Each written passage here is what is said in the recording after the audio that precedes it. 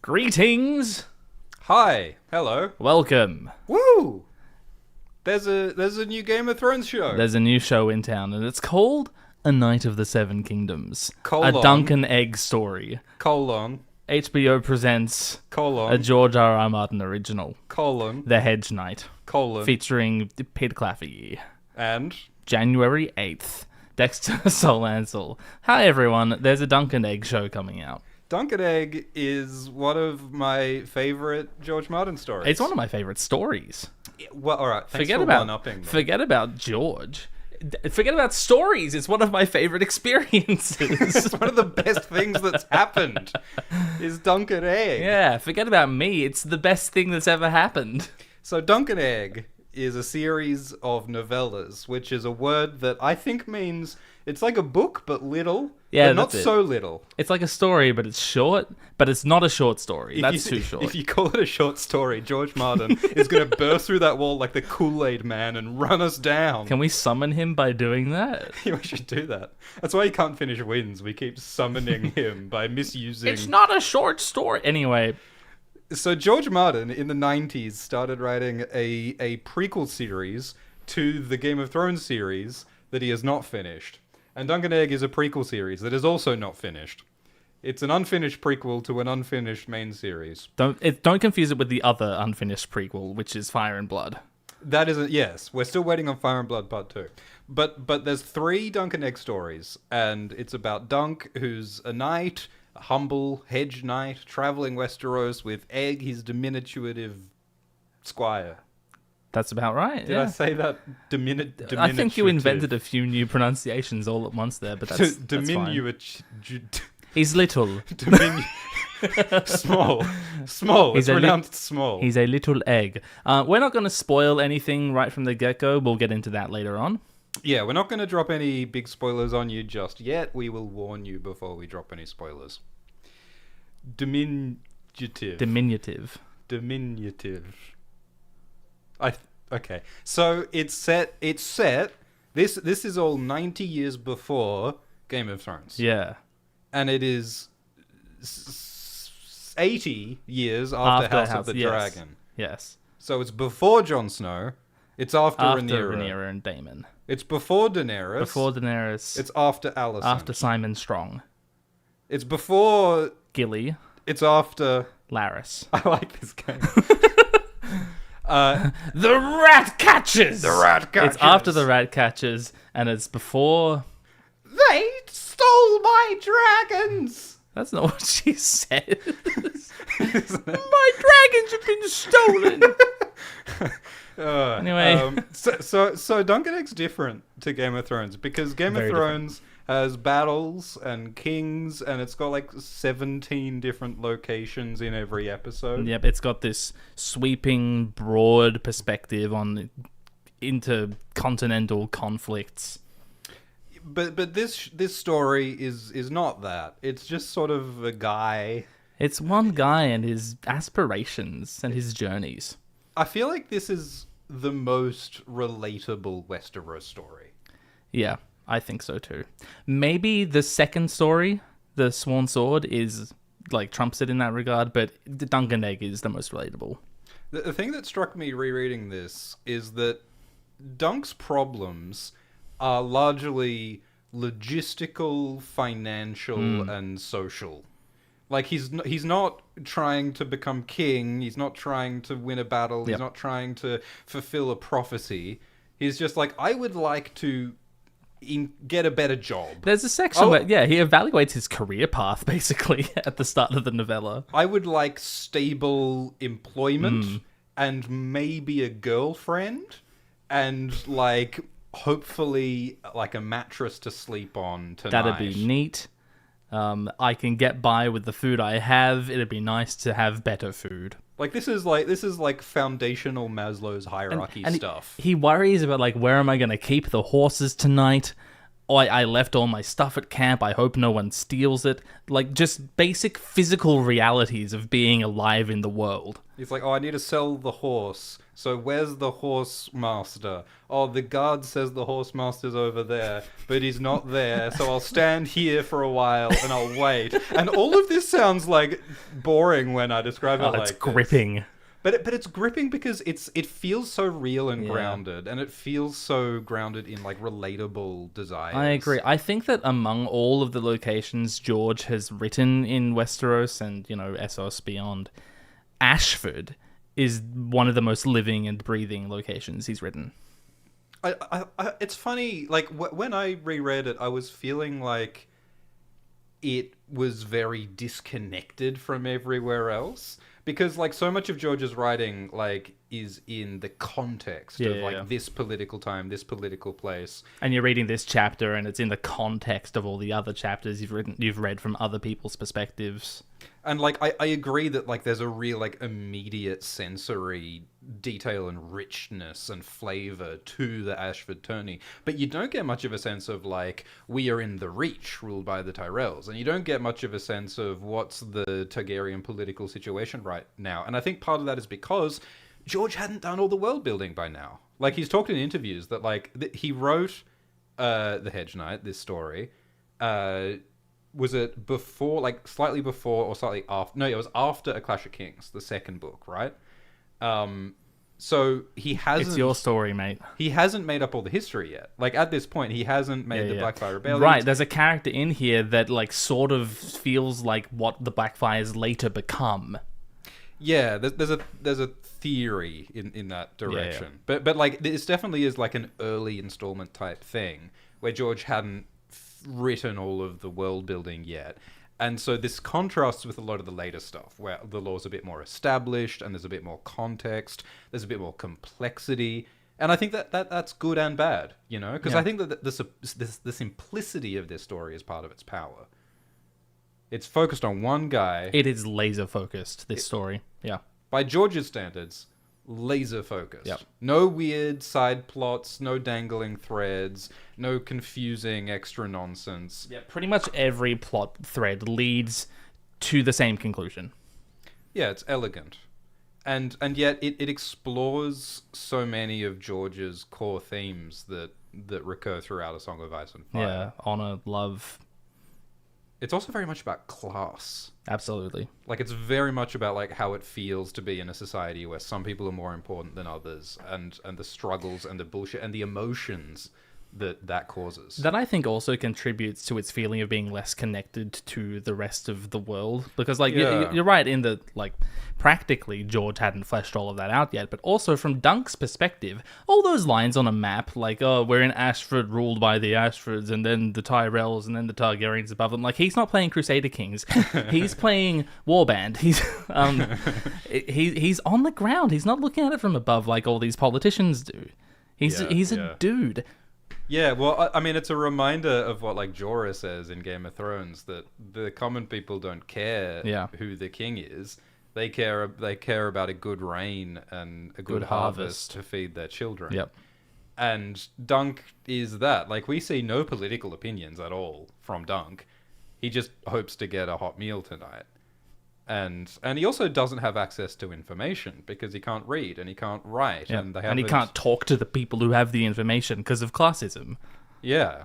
And so he has this very, like, narrowed world and this narrowed perspective compared to the lords and kings who we see in Game of Thrones.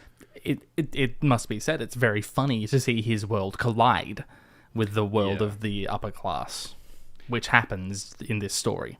Yeah, I mean, it's a class comedy. Like, is that absolutely a term? Because it's about a clash of cultures and a clash of classes, and a lot of it is just like one of my favorite scenes. And I don't think this is a spoiler, but one of my favorite scenes is when Dunk wanders into the hall where the important politicians are talking, and he doesn't even realize who these people are, and he just accidentally inserts himself into this very sensitive political conversation, and it's just the straight comedy of just like it's like if an average dude walked into the White House or an average dude walked into 10 Downing Street, and what happens as a result.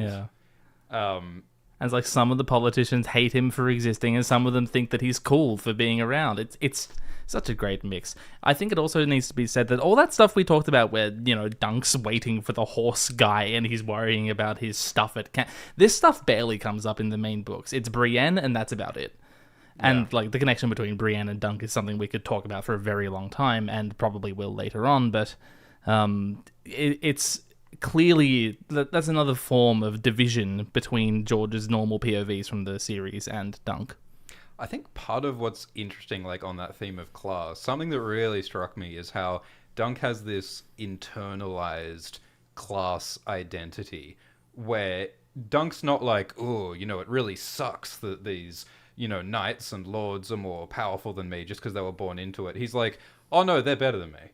I am lowly, and I am a peasant, and this is my place, and so I should not be hanging out with fancy people. And there's this visceral discomfort that he feels when he's in a space with these high-class, high-born, he doesn't belong. people. He knows he doesn't belong. He feels it. And it explores all the different ways that class is enforced, through like language, and through clothes, and through wealth, and through knowledge, and it shows us all these different ways that we're separated into like a political hierarchy, and we see how that affects Dunk emotionally. And so like he is trying to be socially mobile, but like his highest ambition is like, maybe I can be like a hedge knight who's employed by a maybe I can be a hired goon for some random lord. That'd be great. So because of like the system that he's in, that limits his imagination of what's possible. And so I think that really like deepens this whole theme about power that George has been banging on for 45 years. I want to say that the equalizer, in some sense, is knighthood, is strength. Because I don't want to get into the end of the story, but like the concept of what makes a good knight, what makes a good warrior, is central to this story. Yeah. And I don't think it's a spoiler to say that Dunk is a great knight. Yeah. He's a good man, and he just wants to do best for people. And that is what he has on top of these conniving, sneering, arrogant Targaryens. Yeah, I think the central question of this story is what makes a good knight. And I think like the deeper question that really connects to is what makes a good person, and how does one make good moral decisions in a complicated, morally fraught world, which is a universal question. And I think that the answer that George comes up with is that it has a lot to do with humility, and it also has a lot to do with foolishness and emotion and romanticism. Because Dunk is told over and over, and he thinks over and over that, oh boy, I'm not smart. I'm a fucking moron. Like Dunk the Lunk, thick as a castle wall. That's what he tells himself. Comes up a lot. And people tell him, what you're doing is unwise. Boy. You are making rash decisions. Boy, this is stupid what you're about to do. And he's like, I know, but I'm doing it. And he does it anyway, because like heroism is something that's in our heart, and sometimes we know what's right and we stick our necks out, even if there are political and obstacles and legal obstacles, and like even if it seems impossible and like not in our self-interest, we go and we do the right thing anyway. Self-sacrifice. And it's like a sort of like quixotic tilting at windmills, holy fool thing. Totally. Like it's the foolishness of heroism, the ridiculousness of it, and yet that's what you got to do. I think it's a really interesting like conception of what it means to be good and heroic in a way that I think is beautiful and universal. Yeah. So that's our overview. You should read the Hedge Knight. It's fantastic. Yeah. If you like reading. If you don't like reading, wait for the show. It looks like it's going to be good. Also, the audiobook is read by Harry Lloyd, who played Viserys Targaryen in Game of Thrones, and also is my future husband. It's only 3 hours long, and it's an absolute slammer of an audiobook. Absolute slammer. That's what it says on the cover of the audiobook. Absolute slammer, Glidus, 2025. Yeah, no, I enjoy the audiobook as well. And yeah, to clarify, so A Knight of the Seven Kingdoms is a new show coming out January next year, and it's season 1 is adapting the first George Martin novella, The Hedge Knight. And HBO in interviews has talked about, we're planning to do season 2 and season 3 as well, which are going to adapt the other two George Martin novellas, The Swan Sword and The Mystery Knight. And George Martin characteristically has said, I'd like to write 10 more Dunk and Egg books. 18 billion of them. Yeah. I mean, George Martin very nearly published a 4th Dunk and Egg novella, like, how many years ago? It was a bunch of years ago. At least a decade. It was more than a decade ago. I believe George was actually contracted to publish a 4th Dunk and Egg novella, but they ended up like republishing the first 3 as a collection. Like this whole, the fat man's plans changed with the change of the moon, as they say in A Dance with Dragons. But the point is that George does hope to write more Dunk and Egg. We all stories. hope he does too. We all love them. And George has said that maybe he'll be able to write some more before this show passes his books. He said that about both of the other shows as well. I do find a great, hilarious irony that this is yet another Game of Thrones TV show that is based on an unfinished George Martin series of Game of Thrones books. If I had a nickel for every time that happened, I'd have 2 nickels. Are they handing out the Fell For It Again award? Yeah, it really... Yeah. I mean, George Martin has been self-conscious about that. I mean, anyway. But even if it's only the first 3 seasons, I think this could still be a good show. And these characters, I think in the hands of good writers, even if they aren't George, their adventures could be told, beyond those 3 stories, or between those 3 stories in a satisfying way. Yeah, I think there's a lot more room for exploration than there was in Game of Thrones and House of the Dragon that won't step on the toes of existing material. Yeah, I think this show, A Night of the Seven Kingdoms, is a really interesting contrast to the previous shows, Game of Thrones and House of the Dragon, because Game of Thrones and House of the Dragon are both insanely ambitious shows, because they're cramming some of the biggest, most complicated fantasy epics of all time into television, and it's incredibly difficult to figure out how to fit all those different plotlines, all those different characters into a show. And we've talked about how the pacing of House of the Dragon is going to be crazy. For them to do justice to the number of battles and events and all the plot lines in the books, it's how are they going to fit all of this plot and all these characters into a TV show? Whereas A Night of the Seven Kingdoms, I think, has the opposite problem. Yeah. This is a 30,000 word novella. This is not a long story, and they're spending 6 episodes on it. It could have been a movie. Yeah, absolutely. It could have been a movie for each novella, but they're making an entire season of television. And so I'm very curious, how much are they going to add? How much are they going to expand? Because we don't want it to feel like they've stretched it out. We don't want it to feel like they're spreading out too little material over too much time. So what are they going to do? Are they going to add in extra plot lines and characters and details? Or are they just going to have it sort of slow-paced and meditative? I've heard rumors, unconfirmed rumors, that the episodes might be only around 30 minutes long. I think that the structure and the pacing of this show is curious to me, because I don't know what it's going to look like. Interested to see how they pull that off. Yeah, but it'll certainly feel different to something like House of the Dragon and Game of Thrones, which often felt rushed and overstuffed. Absolutely. And, bursting at the seams. Except for that part of House of the Dragon that just stepped on the brakes. The bit where it sort of stopped and then the end fell off. Yeah. It's like that bit in Blues Brothers where the police car, then all the bits just... Yeah, I mean, that's harsh. For a season of TV that we've both gone on record as liking, pretty much. Oh, yeah, I know. So a trailer came out for season 1 of A Night of the Seven Kingdoms, and it's shown us some of the characters. It's shown us Dunk and Egg, and here's Tanzel. It's Tanzel, everyone. Tanzel Too Tall, and there's Aerion Targaryen, there's the Fossaways, Raymond and Stefan, and there's Lionel Baratheon. Lionel Baratheon, the Laughing Storm. He says. How do we feel about these casting choices? I mean, look at him. That's perfect. He's pretty delightful. Yeah. I don't know why I imagined him with blacker hair, because the seed is strong, the black hair thing. Right. I feel like He's older than Robert, though, isn't he? yeah. And Mark Addy's Robert Baratheon did have grey hair. If it was me, like graying. If it was me, I would have asked the actor to dye their hair black. Wow. I know.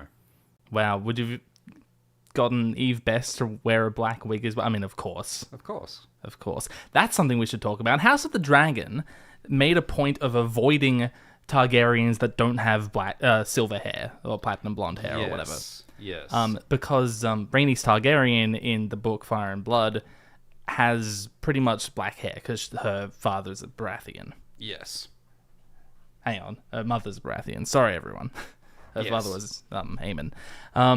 But here in A Night of the Seven Kingdoms, that might not be the case. We might not be making everyone silver-haired for the sake of the audience understanding that they are Targaryens. Oh, we brought up the family tree. We've brought up the family tree. Yeah, so it is... there are a bunch of Targaryens in this show who don't have blonde hair. Normally they have the classic blonde hair, and in the books they have purple eyes. That's because we're in a period of Targaryen history where, uncharacteristically, we're doing some outbreeding. Did you know that families can breed with people who are from different families? Yeah, apparently you could actually go outside your house to find a mate, and the Targaryens figured that out for a couple of generations. And then they forgot again. Yeah, so some Targaryens married one Targaryen married a Dondarrion, one married a Martell, one married a Dane. Well, while we're here, we might as well establish that the king at the time of this show is Daeron the Good, Daeron the Second. Yes. And he's good. He's remembered as good. He married a Martell in a deal to bring Dawn into the Seven Kingdoms.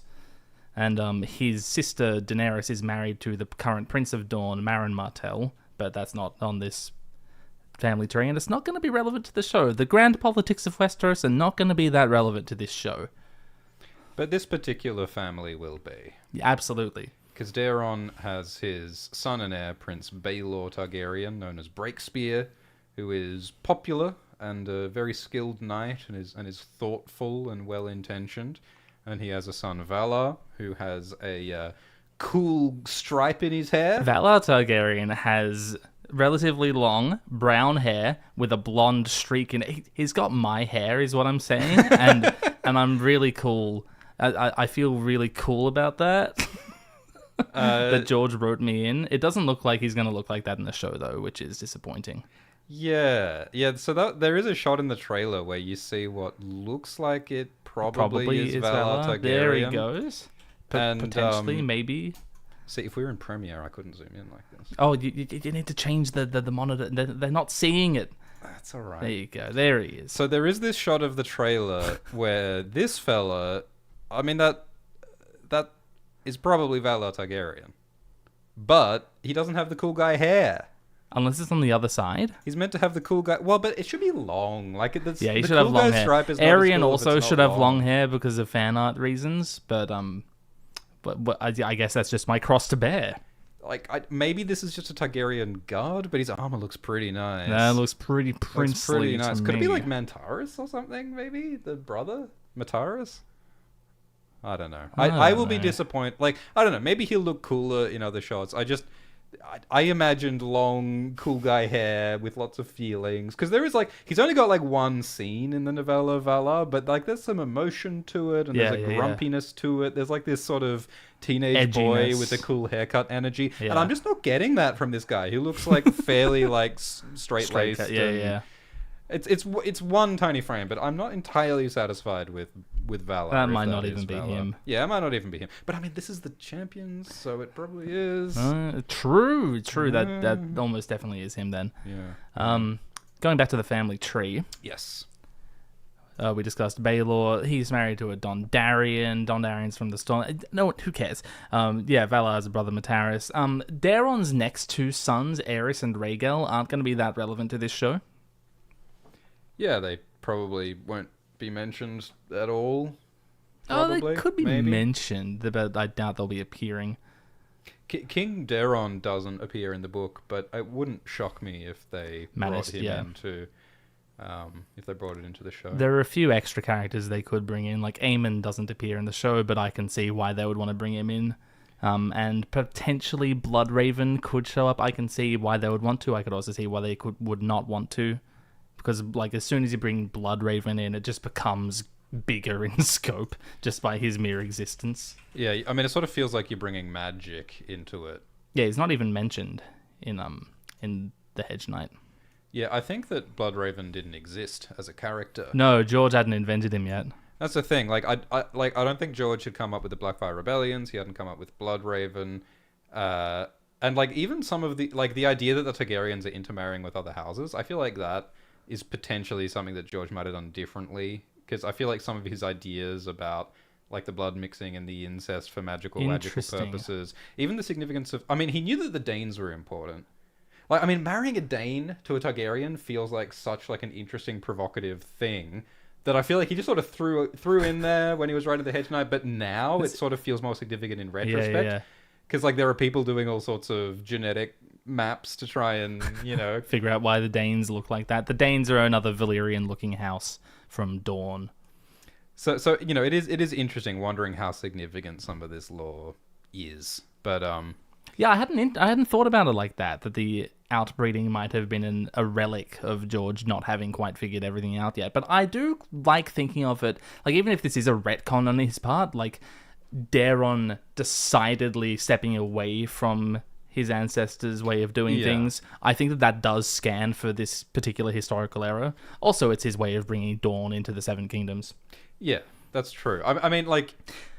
I mean, it goes back and back. I mean, you could... There's all sorts of questions you could ask about Daeron's choices. And even, like, you know, this is a time when the dragons no longer exist. That's right. There will be no dragons in this show, except for a puppet. And like, the incest is connected to controlling the dragons. And I wonder if that's part of... Well, we don't need to do that anymore. And you know, Daeron is the son of Aegon the Fourth Targaryen, the Unworthy, who's considered one of the worst kings ever. And, like, I feel like Daeron might be reacting by turning away from some of his habits. So I don't know. I think there's... It's interesting. Right, and then later on in Targaryen history, in the generations leading up to Daenerys, Targaryens became interested in bringing dragons back. And maybe that explains why they started marrying each other again. Yeah, there are all these different, like, waves of what the Targaryens were interested in and what they were trying to change. And this is a relatively sane time. Oh, absolutely. This might be the most, like, the least crazy Targaryen era. Yeah. And, you know, Aerion is pretty crazy, and yet still overall, this is a pretty dysfunctional family. And yet, by the standards of the Targaryen dynasty, this is a pretty stable, chill, peaceful time. But, like, sort of the elephant in the room is that after George Martin wrote The Hedge Knight, he then went and did some world building, and then he came up with the Blackfire Rebellions. And the Blackfire Rebellions were this series of wars between the Targaryens and a bastard offshoot called the Blackfires. Daeron's half-brother, Daemon Blackfire. I said Damon Blackfire.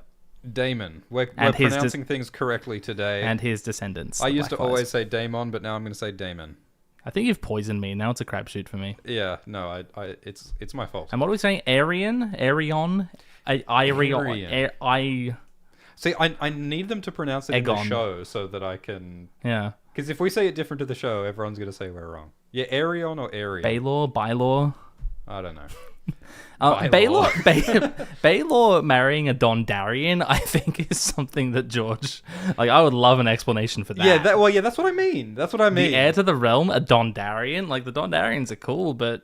I mean, we can make up some headcanon. like maybe the Marcher Lords were pissed about that King Daeron married a Martell. I like this headcanon. No, that's canon. Yep. And so to appease the Marcher Lords, who historically battled against the Dornish...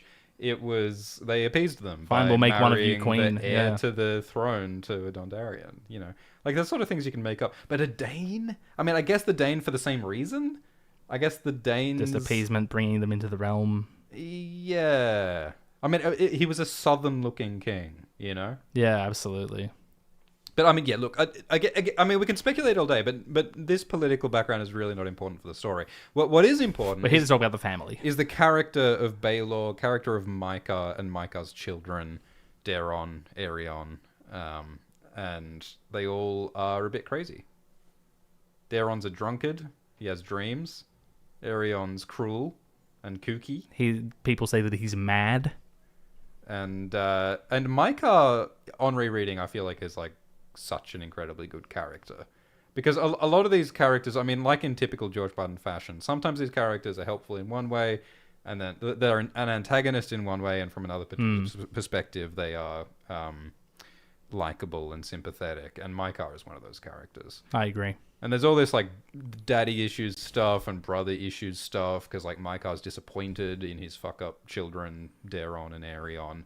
And that messes with their heads. It's a bit like Tyrion and Tywin, with like the disapproving father thing. But Mykar himself feels like he's in the shadow of his, more popular elder brother Baelor, and so he's got his own issues. And so there's all this like very, very like emotionally grounded relationships that are super fascinating. As we said, it's a very real, relatable story.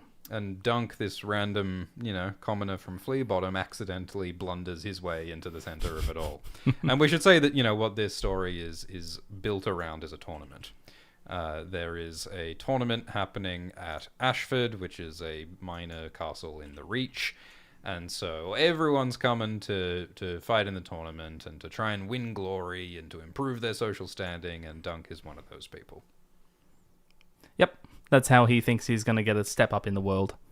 In terms of casting, so they've, what was his name? Peter Claffey? Peter Claffey. So Peter Claffey has been cast as Dunk. He's the star of the show.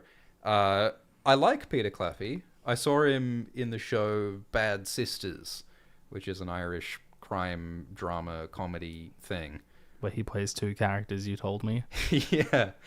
Peter Claffey, he plays one character called Callum for about 10 seconds in Bad Sisters Season 1. And then he appears in Season 2 as a completely different character who has a much larger plotline, but who is also a love interest to the exact same character who he was a love interest for in Season 1. That's crazy. So it's almost like they could have been the same character, why did they do that? But they decided to be a different character. Peter Claffey, everyone. I like Peter Claffey. Is he a good actor from what you saw? Well, one of the things that I observed is that he's funny.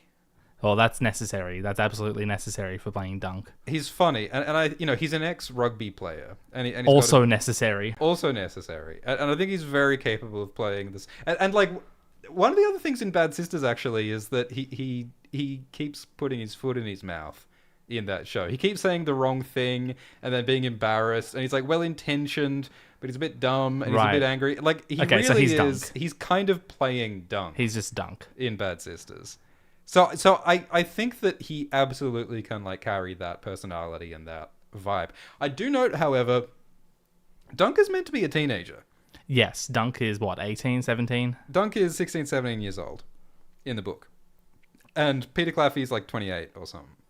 So, and the reason why I think that's annoying is that The Hedge Knight is partly a coming of age story. Yeah. And like so much of how Dunk is written, he's an awkward teenager who's trying to find his identity, trying to find his confidence, trying to figure out how to talk to girls.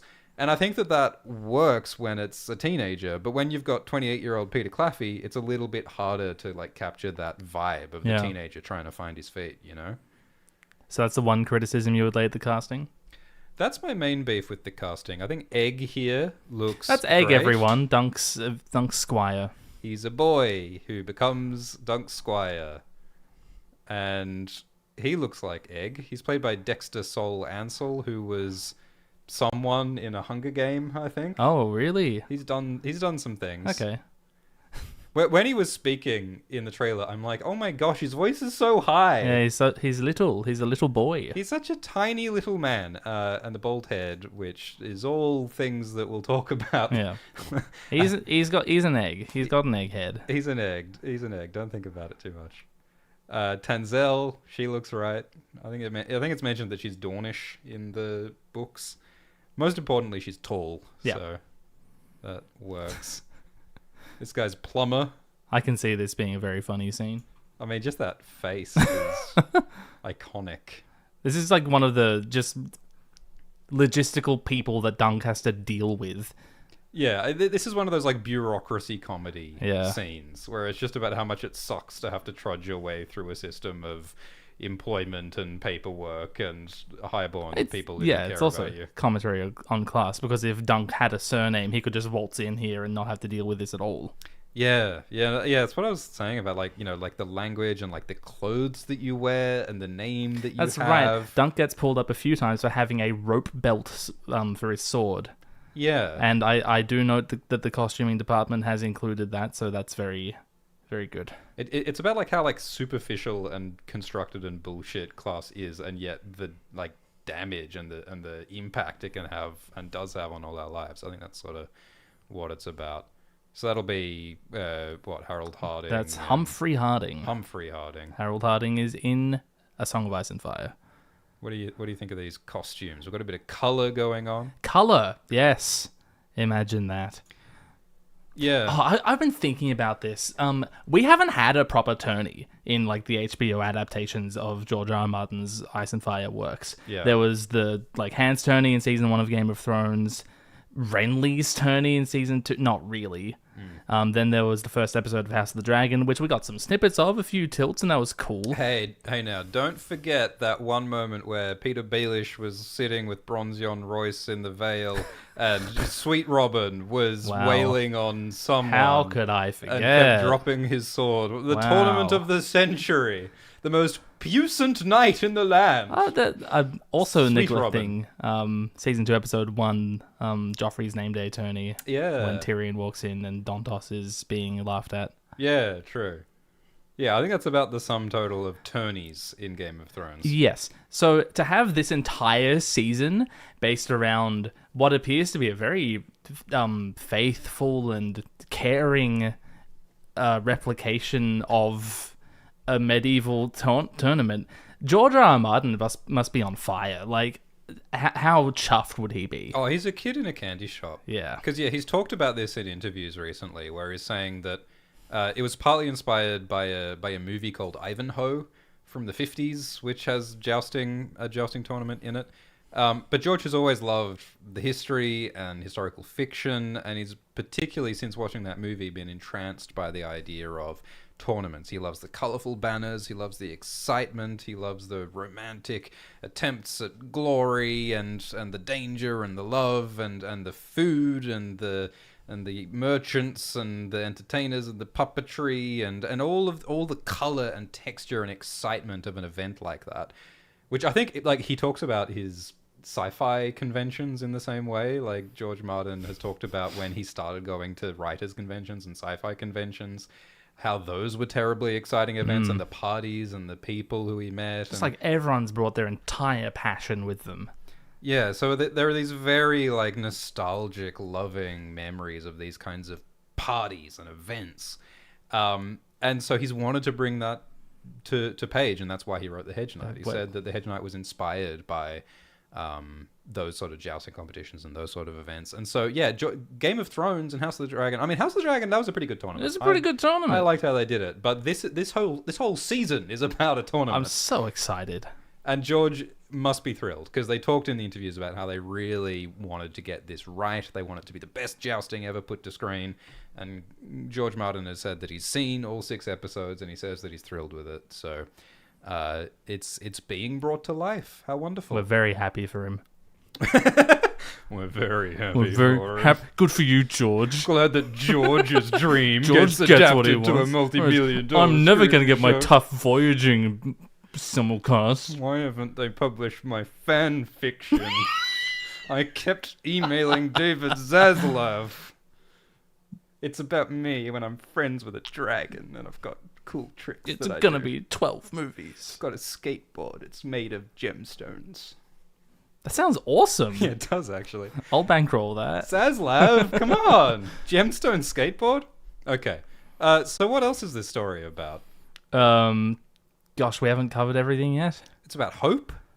I mean, it's also about disillusionment. I mean, I saw some people on Twitter, and the last thing that anyone should do is look at Twitter. I can't believe you started the sentence with those words. I know, I'm very sorry. But I mean, I saw some discourse. I saw some discourse. Discourse on Twitter. On twitter.net. Heaven forbid. And what people were saying was, like someone posted a image from this trailer, like one of these shots, and they're like, look how colorful this show is. Hurrah, they're putting color in Game of Thrones. Yeah, and I saw then that. someone else posted like this image and was like, but there's no color. Why did they take all the color out? And I think that actually perfectly reflects what happens in the book. Because in the book, there's the moment of excitement when Dunk is at the tournament and he's seeing all the colourful stuff that's going on. And then scary events happen. And then there's this other chapter, this later part, where something a bit more scary and confrontational is happening. And at that time, they talk in the book about how with all of the jousters and fighters that have been on the grounds, it's all muddy. And George describes the mist and the cold in the morning. And it's meant to be muddy and ugly and grey and misty, because that reflects what's happening thematically, which is like disillusionment and danger and sadness, and things didn't quite turn up how we all hoped. And so that, of course, is one of George's big themes, is that you're entranced by the colour and the food and the hope and the banners, and then the world doesn't always turn out exactly how you like. And confronting that disillusionment and confronting that disappointment with hope, trying to bring the color back through your own actions. That's the whole point. That's heroism. That's knighthood. Yes, and that's what this story is all about. So I think it's essential that they give us the color and the glory and the hope, the beauty. Seductive beauty. Oh, can you go back to the banner? Oh! Ira Parker. Zoom in on that. Enhance. 2 legs, everyone. George and I are off to the races. Explain how many dragons' legs a dragon should have. Well, in George R. R. Martin's world, 2 legs. There's nothing more complicated. That's it. But they messed that up in Game of Thrones. Boy, did they! It's all. I've got a video about this, and it's way too long and silly. But I go through and look at all the dragon legs in the sigils of Game of Thrones and House of the Dragon, and it's all over the place. It's the best video essay about dragon legs that I've ever seen. Thank you. Yeah, well, George has a great love for the props and things. I know Ryan Condal has a great love for the props and the production design, and Ryan Condal is credited as like an executive producer. He's an executive producer on this show. In the interviews, they say Ryan is involved. They say George is involved. George is credited as a co-creator and a co-writer. Who's making this show? Yeah, I don't know which, like when someone's named as an executive producer, like sometimes that means they are instrumental in all the creative decisions on the show, and sometimes it means that they made a deal to get a bigger cut of the pay. Like I don't know what all these credits necessarily mean. Yeah. Co-creator, and sometimes showrunner, executive producer, a writing writer. credit doesn't necessarily mean that you put words on the page that became a script that became an episode. Yeah, so we don't know exactly, but like Ira Parker is the showrunner, and he's done a couple of things before that I haven't heard of. And some of the House of the Dragon writers are involved in this. T. Mickle's involved in this. Who is George R. R. Martin's assistant. And George Martin was apparently closely collaborating on the writing and conception of the show. Oh, so look at the Harding Pavilion there. I hadn't looked at that before. That's so cool. I've never seen more. Look at the Baratheon stag on top of That's the so Baratheon cool. tent. Like the amount of words and the dragon on the... that actually looks like it's just a render that's a of Strogon. a dragon. That actually looks like a digital model that they've just 3D printed, actually. It looks quite clean. It looks a bit too it doesn't look lived clean in. to me. Yeah. What's that made of? Yeah, right. Resin? Yeah, exactly. That looks like resin to me, not carved wood, but like what... But, you know, George spends an inordinate amount of time describing tents and banners. Oh, he loves it. And all the different bits of the armor. It's to put you here. It's to bring you to exactly this image. So it's beautiful that they've actually done it. And the horses, of course. Look at the armor on the horses. Isn't that gorgeous? It's not easy work. Lots of people put lots of effort into doing that, and it's fantastic. I haven't seen the show, and I love it. Of course, we'll need to be on Horse Watch as well. So there are 3 very important horses that you need to get acquainted with. So there is Thunder, the Warhorse, the Destria, yep. And then there is Sweetfoot, the Palfrey, who's like the easy riding, comfortable horse. And then there's Chestnut, the Stot, who is old and uncomfortable and useless, but they love him anyway. Yeah. Very important to keep an eye on your horses in this show. Right, we should make a horse family tree. Who needs the Targaryens? Now, I'm outraged that these horses are different colors, because in the book they say that Thunder is brown, and they say that Sweetfoot is brown, and Chestnut, they don't say what color Chestnut is, but like let's take a guess at what color Chestnut is. You want to take a guess at what color Chestnut is, Glidus? Betting on brown. Put all my money on brown. So I think all the horses are brown in the book, but they've got 3 different colored horses, which I think is obviously a good choice, so we can distinguish which of the horses are which. So the thing that we need to ascertain I almost said a certain. The thing we need to ascertain is which horse is which. I want to know if the white horse is Thunder or Sweetfoot, because I need to be able to identify these horses with pinpoint precision. Thinking about what this scene is, I doubt that the white horse is Thunder. Yeah, well, it's probably... Like, why would Dunk be riding the war horse just, like, around? Yeah, it's probably going to be Sweetfoot. And, yeah, in the book, I'm quite sure it's Sweetfoot that he's riding here. Yeah. So I guess Sweetfoot's white and Thunder's brown. And although they all look kind of the same size, don't they? They do. It's difficult to, like, none of these really stands out as a war horse to me.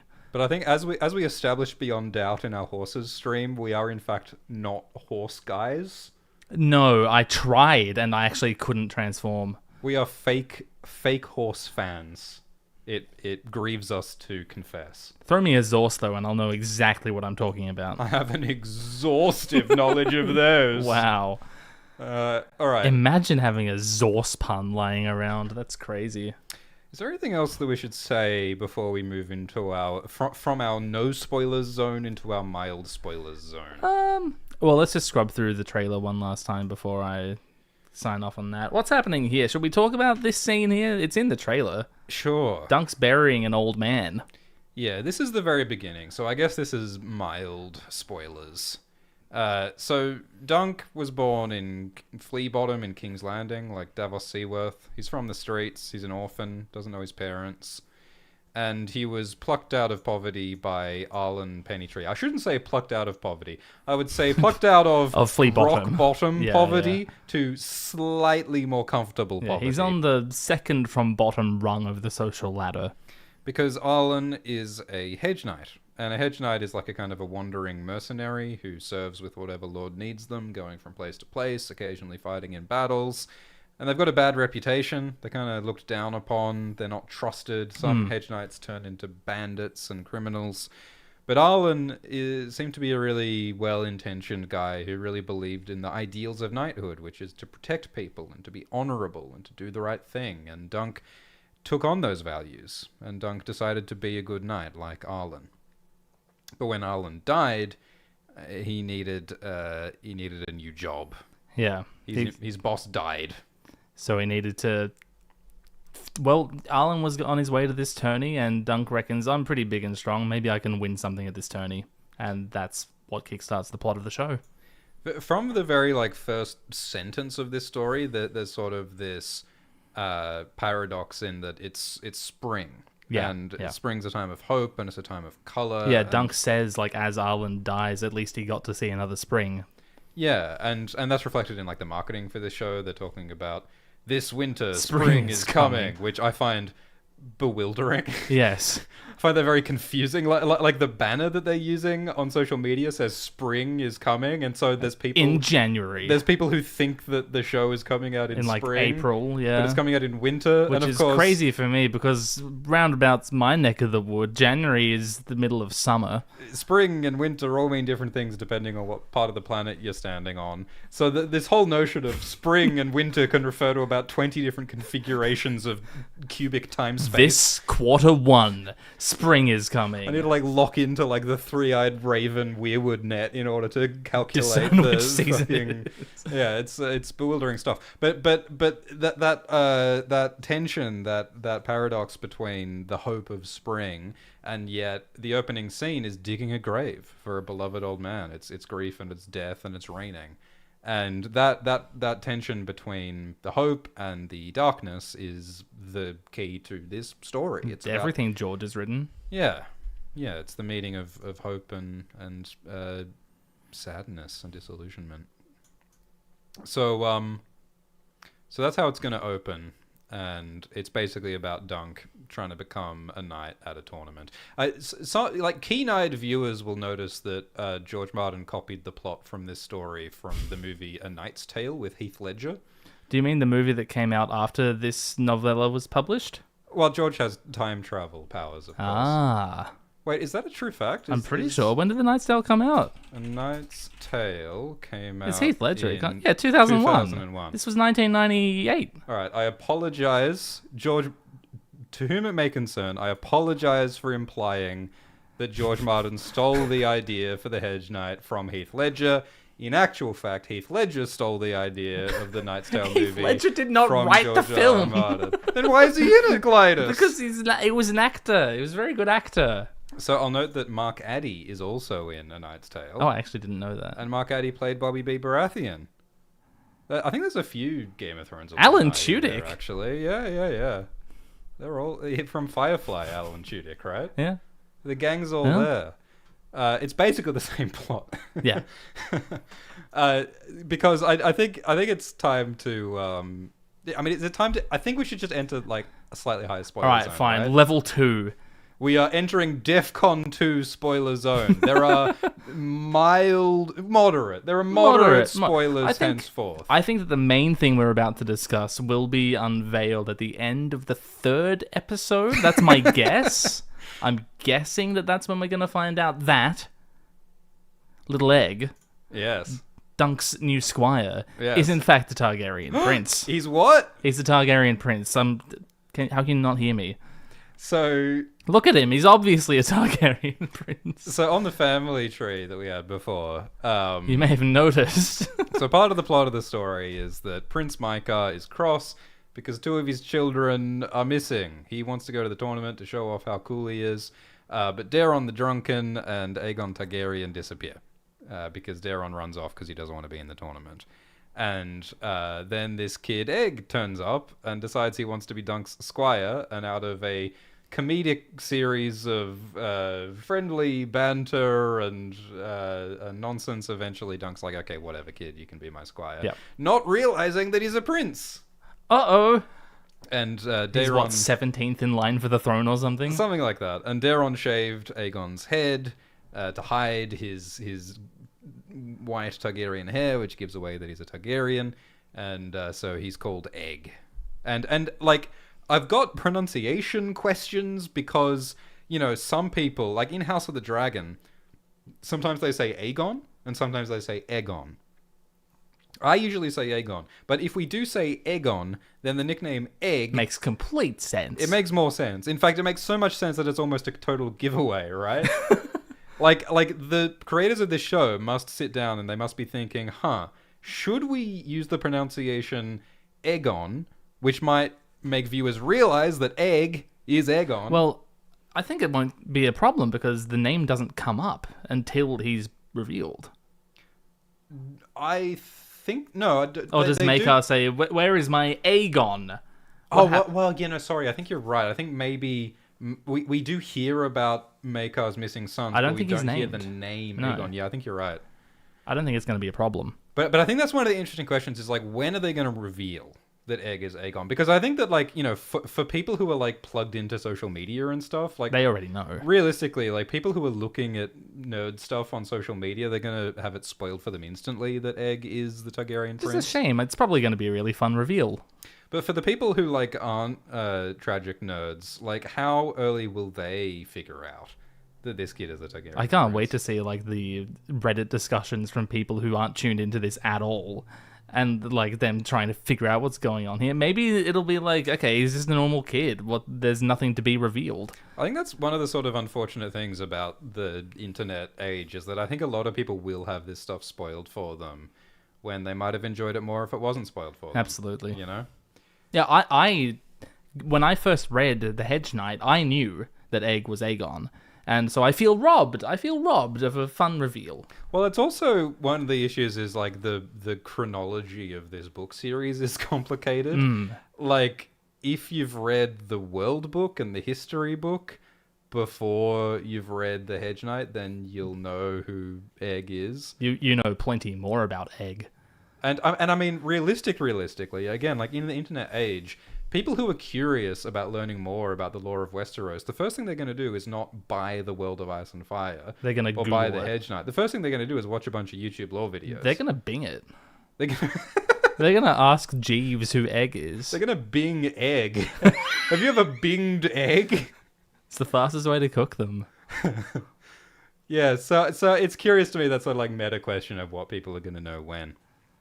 But I mean, the point of this is that Dunk's a peasant and Egg's a prince. And it's what we were talking about before. It's a clash of classes. It's a clash of cultures. And that's comedic, because seeing this odd couple of two different people with two very different perspectives is inherently just perfect for comedy and for conflict. And also just like their personalities are so different. Like Dunk is a bit dumb, and Egg is quite like He's the smart, smartest and little kid you've ever seen. Yeah, he's very knowledgeable and educated, and also and Dunk he's is quick and confident. an enormous Irish rugby player, and Egg is this tiny little bald kid. And so there's a lot of just they're just like perfect for bouncing off each other in all these different Dunk ways. is awkward and weird, and Egg is confident and like strong socially. Yeah. And they develop this really lovely bond, almost like brothers, Yeah. almost like father and son. That's right, because Dunk is around the same age as Egg's deadbeat brother Darren, Yeah. who is a drunk who like loses track of him and wants to run away from the tournament. He doesn't want to like do anything for his family.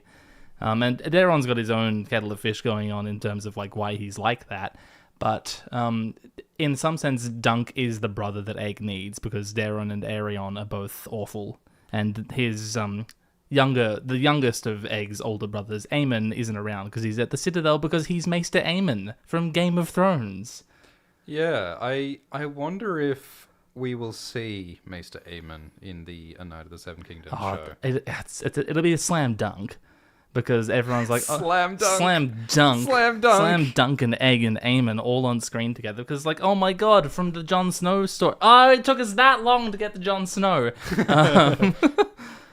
Yeah, it'll be fun. Oh my god, it's Aemon. Like, Walder Frey shows up in the third novella. Yeah. And that's just like, oh, it's Walder Frey, the dickhead from the Game of Thrones. Yeah, that's the fun thing, is that this show is set 90 years before Game of Thrones, and there are some old ass characters in Game of Thrones who do appear or can appear in the A Night of the Seven Kingdoms everyone show. talks about how old Nan might appear in a Winterfell based Dunk and Egg story.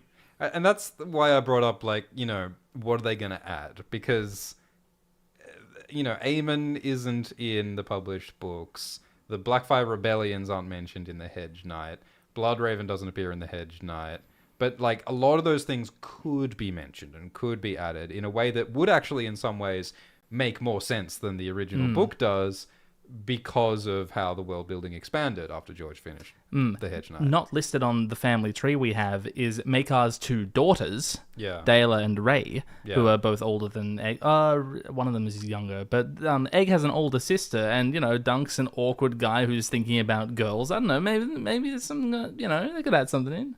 Yeah, well, that's one of the other things about this story, is that it is a bit of a sausage fest. Absolutely. It's a bit of a sausage fest. And I noticed that they did give a name to Lady Ashford, because, like, this whole tournament is supposedly a celebration of the birthday of Lord Ashford's daughter. But, like, The fair Ashford's maid daughter... is turning 13. Like, I think it's almost a deliberate irony that supposedly this whole thing is for Lady Ashford. The fair maid, it's her 20, it's her name day. She's, like, not a part of the story at at all. It's all. a name day, but she doesn't have a name. She doesn't have a name in the story, nor does she have any dialogue. And so I noticed that, at least according... I don't know if this is confirmed, but there are claims that she now has a name in the show. So I wonder if they're going to actually give her... A role? Something.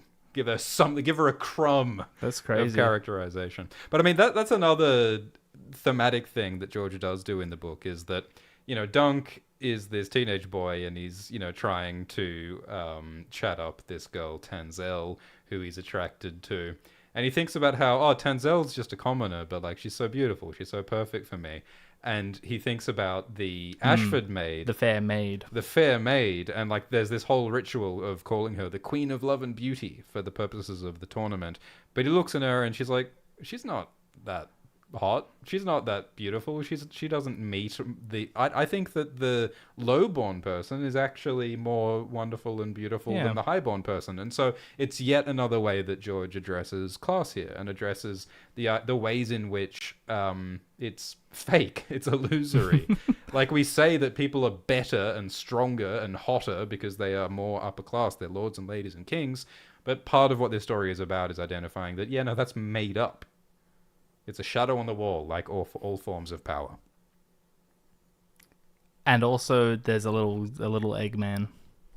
And also Dunk is very big and strong, which is yet another form of power. Yeah. Maybe that's a real form of power. Yes, perhaps the most real. Because like Dunk gets through things by grit and by persistence and by luck, but he also gets through things with the overwhelming brick meat house of a man. physical power of just being 10 stone of 200 stone of Does anyone know what a stone marbled beef, you know? Yeah. Well marbled sirloin Dunk, you know? Sounds delicious. So he's lucky in his own way that he has that advantage. You know? Yes. Absolutely. I think a Dunk of like average stature wouldn't be able to do the things that Dunk in the story needs to do. How large a Dunk is required? I'd like an extra large Dunk with fries on the side. Yeah. And 1 egg to go. I like what they've done with his sigil. It's the shield that Brienne finds in A Feast for Crows. Is that a further spoiler? It's not A Feast for Crows. It's Is it A Feast for Crows? Yeah, I think it is. Yeah.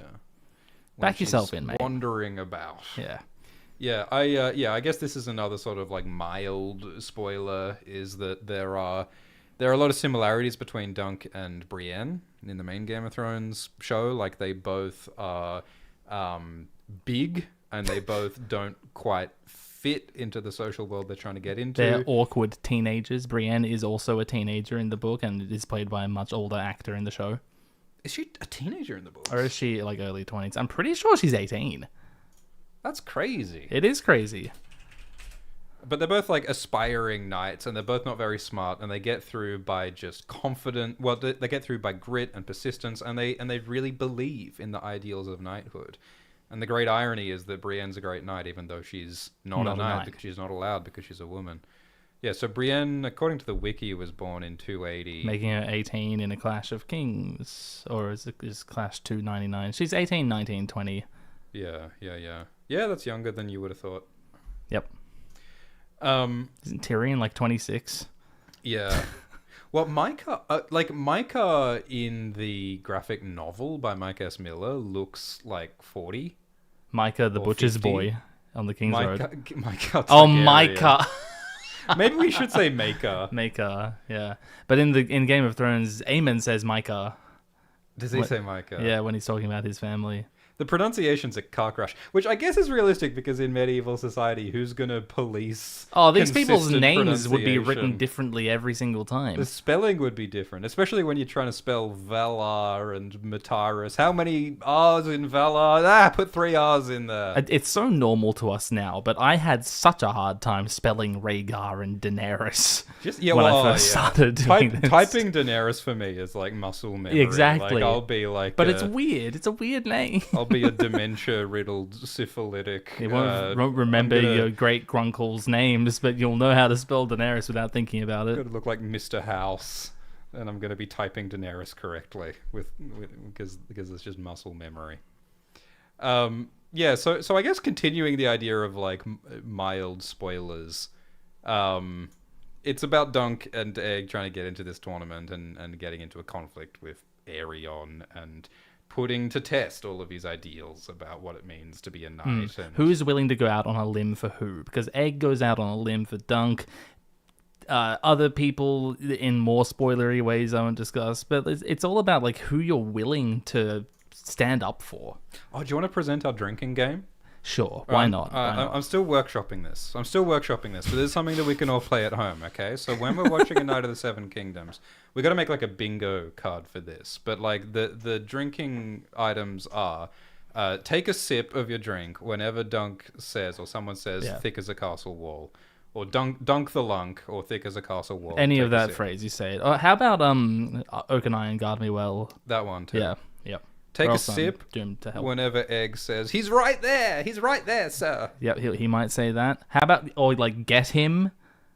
Get him, sir. Yeah. Take a sip whenever you see a cool helmet. Cool helmet? How Look cool at is this thing. helmet? It's pretty cool. Who's responsible for this? It's silly and impractical. I love Turney. It's amazing. It's like it's trumped the Hightower helmet in the first episode of House of the Dragon, which is pretty good. It was so Chess stupid. piece ass looking hat. Well, yeah, I mean this works for Aeron Targaryen. He's wearing this dragony helmet because Aeron canonically like thinks he's a dragon. He is a dragon. And so wearing the mask of a dragon is so fitting, and it sort of makes a mockery of the whole Targaryen thing of like pretending that they're animals that they're not, especially ironically when the Targaryens don't have dragons right now. They're all gone. And that's something that showrunner Ira Parker talked about in interviews recently, was how difficult that is for the Targaryens politically. The fact that they've lost the dragons died out, and they're still trying to hold on to power on the throne, but some people are looking at them going, should you still be in charge? Why should we listen to you if you don't have dragons anymore? The only thing they have now is like the image of difference. That they don't actually have anything. Like, even if the dragons were something that they alone could control, which is a controversial statement that might not be true, they don't even have that anymore. Yeah, and that's something that the Hedge Knight novella doesn't include. There's nothing in the Hedge Knight that indicates that people, reject Targaryen rule. But it's something that does make sense in hindsight to include since the Blackfire Rebellion stuff came up. Because the Blackfire Rebellion happened 13 years before the Hedge Knight. That sounds right. Which George only added retroactively when he wrote that world building. So the point is they could talk about the rebellions. They could talk about discontent with Targaryens in this show, and that's one of the things they could add that could make sense in my opinion. Yeah, I think it could tie in well with Tancel's puppet show and what leads to Aeryn's outburst. Yeah, I think that makes a lot of sense. Yeah, I agree.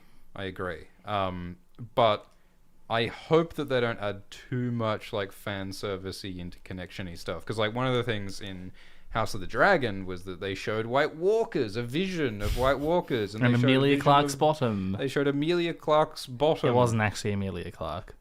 But it's Daenerys. And like I think like a lot of people, we found that a bit annoying, that sort of in-your-face fan servicey stuff, when it isn't really all that relevant to the plot. I mean, it's sort of a whole conversation. Like, it's kind of relevant to the idea of Targaryen destiny and prophecy and how that misleads people, but I mean, Duncan Egg is even more like divorced from that stuff. I mean, there are dreams in the Hedge Knight. There is an important dragon dream situation that connects to this helmet, actually. Because the character Daeron has a dream of like Duncan, a dead dragon, and like I guess they could sort of put in some extra juice in that. But like, what I really hope they don't do is expand that dream. And I saw an ice demon as well. And also, there was the Night King. If they say the words Night King, I'm cancelling my HBO subscription. Arya Stark. Maisie Williams leapt from afar. What do you think about the dagger? Do you think they'll manage to get the dagger in? Well, that's the nuclear button on our drinking game. If you see that goddamn Valyrian steel catspore dagger that Arya uses to kill the Night King, if that dagger appears in this show, finish your drink, jump in a lake. I think you'd pull a Maester Aemon and preserve your body in a cask of rum. Just pickle yourself. That's what happens on our bingo card. If you see the catspore dagger, pickle yourself in wine. I don't think it's likely, but I think it's possible. I can see how they would do it. I think that there's probably an executive at HBO who wants to connect that we need a Westeros cinematic universe. There needs to be a Doctor Strange to connect it all. We need to sell action figures of Baelor Breakspear with the Valyrian catspore dagger. And I'm thinking like, okay, so it's the Targaryen heirloom. I think no. So the thing with that dagger is that by the start of Game of Thrones, Littlefinger has it. How the fuck did that happen? I think that like something needs to happen around the end of House of the Dragon that makes it fall out of Targaryen control. Isn't it the dagger that was in Robert's armory? Oh yeah, and Littlefinger claims to have Joffrey took, and it went to the. Is it different in the book and the show? You'd think we would know this. Because, or maybe you do, and I'm just tripping you up for no reason. Because there's also the story that Littlefinger won it from. Yeah, he claims to have won it by betting against by betting for Jaime, when in actuality Tyrion would never bet for against Jaime. Yeah. So which is an entirely fabricated story. The reality is that it was in Robert Baratheon's armory, and Joffrey gave that to the Catspaw, then it got to Catelyn, and then she took it to Littlefinger. That's the stated story. Littlefinger was lying when he made up that whole story about it passing hands. Okay, so it could be in Robert Baratheon's armory because it was in the Targaryen armory when he became king. Yeah. Okay, so it doesn't have to have fallen out of Targaryen control. Yes. True enough. However, like the story associated with the dagger does leave Targaryen knowledge at some point. Yeah. Well, I'm willing to believe that happens. That they don't know. There's the dagger, everyone. You have to finish your drink now. Have to finish your drink. Jump in the lake. Pickle yourself. It's the pickle knife. Watch out. Yeah. So yeah. Look, they could do it. This is why it's dangerous. Yeah, they could fucking do it. They could do it. They could put this dagger on. No, they could. Or they could put it on Baelor's belt. Yeah. And That's what I'm Baelor thinking. could know the prophecy. Yeah. And then yeah. Okay, and then spoiler. And then spoiler. Should we just enter spoilers? Yeah, let's do it. We're holding ourselves back for no reason. Okay, spoilers for the entire thing. We're talking about everything that we know. Spoiler okay, warning. so you're saying that spoilers. Baelor could have the dagger, and Baelor because could have the dagger. Baelor dies at the end of this season, or episode 5. I guarantee they've thought about this. Because that is kind of the point in the book, is that Baelor is like a good prospect for a good king of Westeros. Absolutely. But because of Dunk's involvement leads to the death of Baelor, and like that is a tragedy for Westeros. Like Dunk kind of accidentally got a good potential king killed. He does appear there's a whole discussion at the end of the novella about how great a king Baelor was going to be. He had decades in him. He's good and kind and just and understands people. So it is a tragedy when Baelor dies, and it is bad for the Targaryen dynasty. And it actually does fit with that idea if they add an idea in this TV show that Baelor knows about the White Walker prophecy. And Baelor has the dagger, which in House of the Dragon we learn has the prophecy on it and is a symbol of the Targaryen responsibility to fight against White Walkers. And like some fans, myself included, find that kind of annoying and tedious if we make everything about prophecy and destiny instead of human feelings and motivations and like actual human drama. I think there's a danger of attributing everything to destiny, like cosmic forces, in a way that just strips it of all agency and meaning. So like, but they could do it anyway because they did it in House of the Dragon. They added the dagger, they added the visions, they added the White Walkers. They might do the same thing here. Well, the thing is that Destiny is about human feelings. It's about like what people feel that they're supposed to be doing. It is, I assume, in George's Legendarium made up. But what they could do that I hope they don't do, what they could do is say, oh, well, the reason why Baelor Breakspear was so wise and considerate and well-intentioned is because he was told about the prophecy, and so because of the prophecy, he's such a wise guy. But what I want to happen is what happens in the book, is that Baelor puts his neck on the line to protect someone who was doing the right thing. Right, someone who's aware in the ideals of knighthood, which is what the story's about. Someone who truly believes that he is destined to play a role in the like salvation of mankind against spooky ice demons in season 8 of Game of Thrones would never do that. If Baelor thought like if he was Rhaegaring, if he was like Rhaenyra or Arya Stark, he wouldn't do that. He wouldn't. Or Baelor. Like I think that Rhaegar, he believed he was going to survive the battle with Robert in Robert's rebellion. So Baelor goes in because of the prophecy. Okay. Rhaegar was overconfident because he believed he was the Although by that point he didn't believe himself to be Azor Ahai.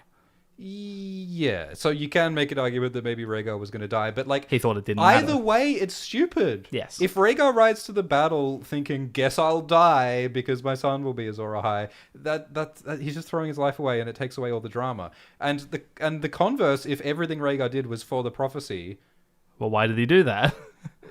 So like, yeah, look, I don't want everything to be reduced to prophecy and destiny and fan service. It can be done in an interesting way. I mean, like, because Daeron in this story is about prophecy in an interesting way. Daeron's an interesting and unique character, and it does tell you a lot about The Targaryen psyche. The Targaryen psyche and how George looks at destiny and prophecy. Yeah.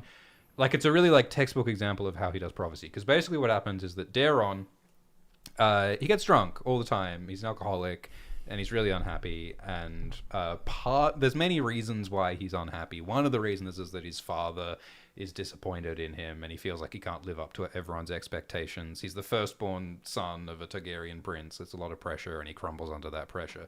But, like, one of the other angles to it is that he has these dreams, because some Targaryens have prophetic dreams of the future. And prophetic dreams, I think, are a metaphor for ambition and hopes and wanting to achieve something. And just like in real life, we can be driven a bit crazy by our hopes and dreams. And sometimes it does suck when our dreams don't meet reality. So all of this is like relatable human emotional stuff, I think. But it also can be something magical. And so in this case, Daeron has a dream of Dunk and a dead dragon. And so Daeron tries to interpret that dream. And he thinks that, oh, maybe Dunk is gonna get me killed because I'm a Targaryen dragon. Stay away from me, hey. So Daeron says, stay away from me, Dunk. I saw you in my scared of dream. you. Don't kill me. Yep. But later Daeron's like, oh, well, maybe the dragon isn't me. Maybe the dragon is Aerion. And it wouldn't be so bad if you killed Aerion. So he's like, yeah, please kill my brother Aerion because he's awful. But then, and spoiler, but what actually happens is that Baelor dies. Uncle Baelor. Awesome uncle, everyone loves me, Baelor Targaryen. And that's what no one saw coming. And George Martin does that over and over and over with the dreams and prophecies in A Song of Ice and Fire. Is there a single dream that's interpreted completely accurately? They always come true, but not how you expect. Yeah. And that connects to the thematic meaning of disillusionment, where our dreams never quite come true how we expect. And we've got to learn how to deal with that emotion. Your ambitions always come with an asterisk. Sometimes your ambition is to have a faithful adaptation of your 7-book completed fantasy epic, but sometimes that dream does not come exactly true. You can't make an omelette without cracking a few eggs. So that's what happens with the dream, and I think that it's interesting on like a human level about how hopes and dreams affect us emotionally. But it also has this like magical level on how, predictions of the future don't come true how you expected them. So that is something that I hope that they interpret correctly. And what I hope they don't do is put, Maisie and the Night King in it. Emilia Clarke? Amelia can come, not Maisie. Okay. Amelia's welcome wherever she wants to go. That's right. She's a national treasure. I don't know which nation, but she is. That's right. Okay. Is there anything else in the trailer that's worth discussing? Oh, Egg becomes king. Yeah, while we're in the spoiler zone, I mean, that's sort of the ultimate point of all of this is that, through Egg's many adventures with Dunk, Egg learns the perspective of a common person, and he learns to care about people of lots of different social classes, and he has experiences, and that makes him a better king, because many would argue the best Targaryen king. Yeah. In 300 entire years. Yeah, he tried to do all these reforms to help the common people, and he tried to feed the hungry, and he tried to do the right thing. However, later in Egg's rule as Aegon the Fifth Targaryen, Aegon the Unlikely, because you can see how far down the line of succession he is. Yeah, there was a series of improbable lurgies and accidents and setting myself on fire because I think I'm a dragon. And STIs. Yeah. A series of unfortunate events led to Aegon becoming king. So he's the unlikely king. And Egg, with all of his social reforms, he faced rebellions from some of his lords who were cross that he was giving rights to the commoners. And so Egg felt that he needed more power to be able to actually push his reforms through. And so he began to dream of dragons. He began to dream of power. And this led to a very mysterious event called the Burning of Summerhall, which is where he gathered all his family together, and he performed some kind of a ritual, and it seems like he was trying to hatch dragon eggs to get the power to rule better, but this resulted in tragedy, and it seems as though King Aegon Egg died there. It seems as though Dunk died there. Dunk at the time was his Lord Commander of the Kingsguard. And a whole bunch of Targaryens died there. And it kind of crippled the whole Targaryen family and led to the Mad King and the Robert's Rebellion. And so Egg at the It same... also led to Daenerys. It also led to Daenerys, and Rhaegar was born there. So, and without that, Maisie Williams wouldn't have been able to kill the spooky officer zombie man. Exactly. So officer man. So I mean, it's funny because Summerhall is like kind of the same, not the same, but like this story, The Hedge Knight, it ends with both optimism and with tragedy. It ends with the optimism of, hooray, against all the odds, Dunk the Peasant succeeded against Prince Aerion and survived. What a great ending. But, like, the flip side of that is that the wonderful Prince Baelor Breakspear was killed. The golden heir is dead. So it's bittersweet. It's bittersweet. It's happy and it's also tragic. It's winter and it's also spring. And so, like, yeah, exactly. And so, like, if The Hedge Knight is, like, a happy ending with a slice of tragedy, Summerhall, which is the end of Egg's life and Dunk's life, is tragedy with a slice of hope because of Rhaegar and because of prophecy and whatever. And so that's what George Martin's constantly playing with. The comet happened at Summerhall, didn't it? No. No? No. So am I making that up? I think you're making that up. Okay. I think that Rhaegar... Rhaegar was born under the comet, right? In A Feast for Crows, Aemon says that Rhaegar believed at first that he himself, Rhaegar, was the prince that was promised, but later Rhaegar came to believe that his son Aegon would be the prince that was promised because there was a shooting star seen on the night that he was conceived. Ah, right, of course. You see the celestial event and you must associate it with your own orgasm. Yeah, well, I mean, that also makes me wonder, like, how does Rhaegar know that was the night that Aegon was conceived? Well, you see, he only had sex with Elia once a month. That's the thing. How frequently were they having sex? And how frequently was he seeing shooting stars for those two things to line up? Right. I only bring up the comet because Dunk sees a shooting star in the opening of this story. Yeah, and that's something that appears in this trailer. So we see Dunk and Egg looking up at the night sky, and we see this shooting star. And I actually love this scene so much, just in the context of The Hedge Knight, because the story is so much about class, and so Dunk talks about, and he thinks about how all those fancy knights, they're in their silk tents, in their silk pavilions. They're looking up at silk, but I'm looking up at the stars because I'm sleeping under a tree because I'm a penniless hedge and I get to see something that they don't get to. And shooting stars are lucky, so I get that luck and they get silk. So symbolically, it's about how Dunk's different perspective as a lower class person gives him a special source and a special hope and a special perspective, which he believes gives him the luck to succeed. And by taking Aegon as his squire, he passes that unique edge on to Egg as king. There's a great deal of celebration of humility in this story. But yeah, I mean, the shooting star, I think, definitely does evoke the bleeding comet in A Clash of Kings and the bleeding star of the Azor Ahai prophecy. But we're not supposed to think about magic too much in this story, are we?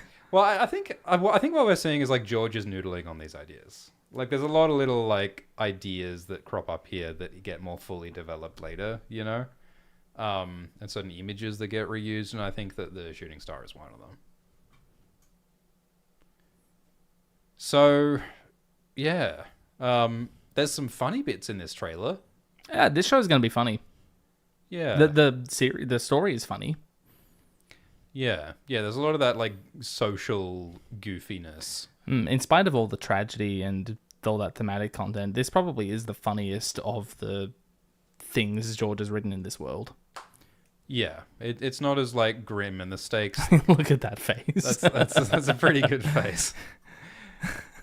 Like, Game of Thrones is so grim. It's about, we're all going to die, the White Walkers are going to get us, and, we're going to be tortured. But there's a lot less of that in Dunk and Egg. It's a peaceful time. Yeah, Dunk does contend, like, with his own death in this series, but never the end of the entire world. Yeah. That's not on his mind. His mind is on getting through the next day. And the ending is really so uplifting when all these different knights, like, join together to help out the lowly hedge knight despite all of the social pressures not to. Absolutely. It's very uplifting, and Baelor is so uplifting, which twists the knife when he dies. So, Dunk and Egg, huh? Dunk and Egg.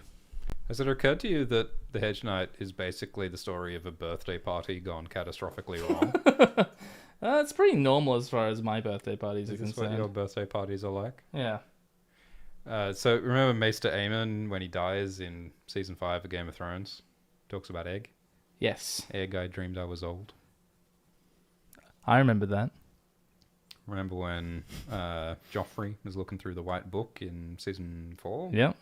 And he looks at So Duncan the Tall. Duncan the Tall. And he uses that to chide Jaime. Quite a man.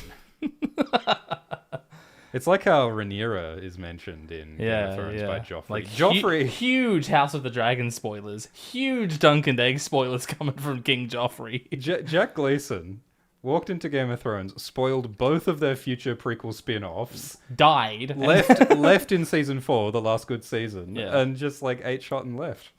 What a legend! What a legend! What a legend! It is sort of crazy how many of the greatest characters died in what turned out to be the last good season of Game of Thrones. Who could have seen that coming? Incredible. The actor who's playing Aerion said that in order to capture the vibe of Aerion Targaryen, he listened to a lot of Rage Against the Machine to get nice and angsty. Wow. I don't know if I read Aerion as angsty in the book. I think he's more just like a cruel psychopath. Yeah. In the book, like just like delusional and very unwell in the head is sort of the impression that I get of Aerion in the book. I mean, Daeron is angsty. I mean, Daeron, I really hope that they capture like the sardonic depression of Daeron. Like he's really quite funny and dry and self-deprecating in a way that's a lot like Tyrion. He couldn't find Egg because he wasn't at the bottom of his wine cup. Yeah. Hilarious. That's a Tyrion line right there, surely. He talks about how he'll lie insensate in the mud because there's no one better at that than he.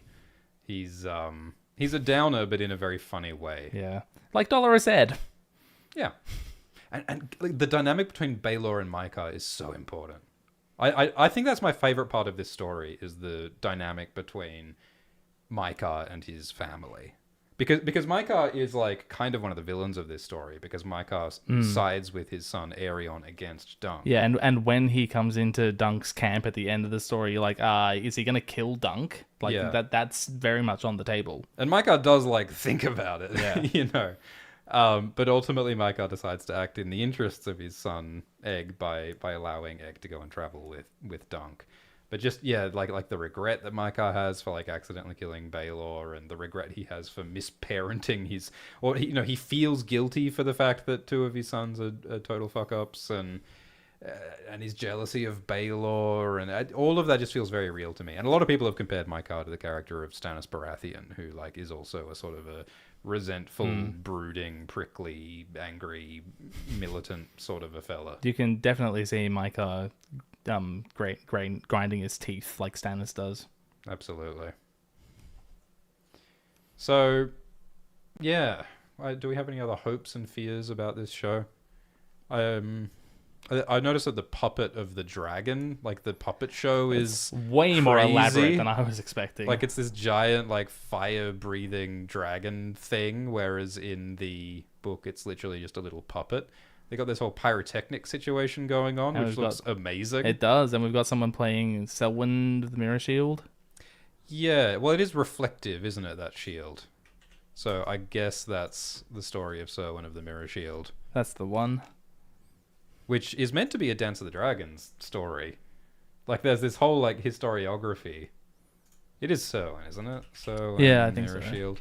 There's this whole, like, story of how supposedly Selwyn died trying to tame a dragon or kill a dragon during the Dance of the Dragons. It's set long before dragons supposedly came to Westeros.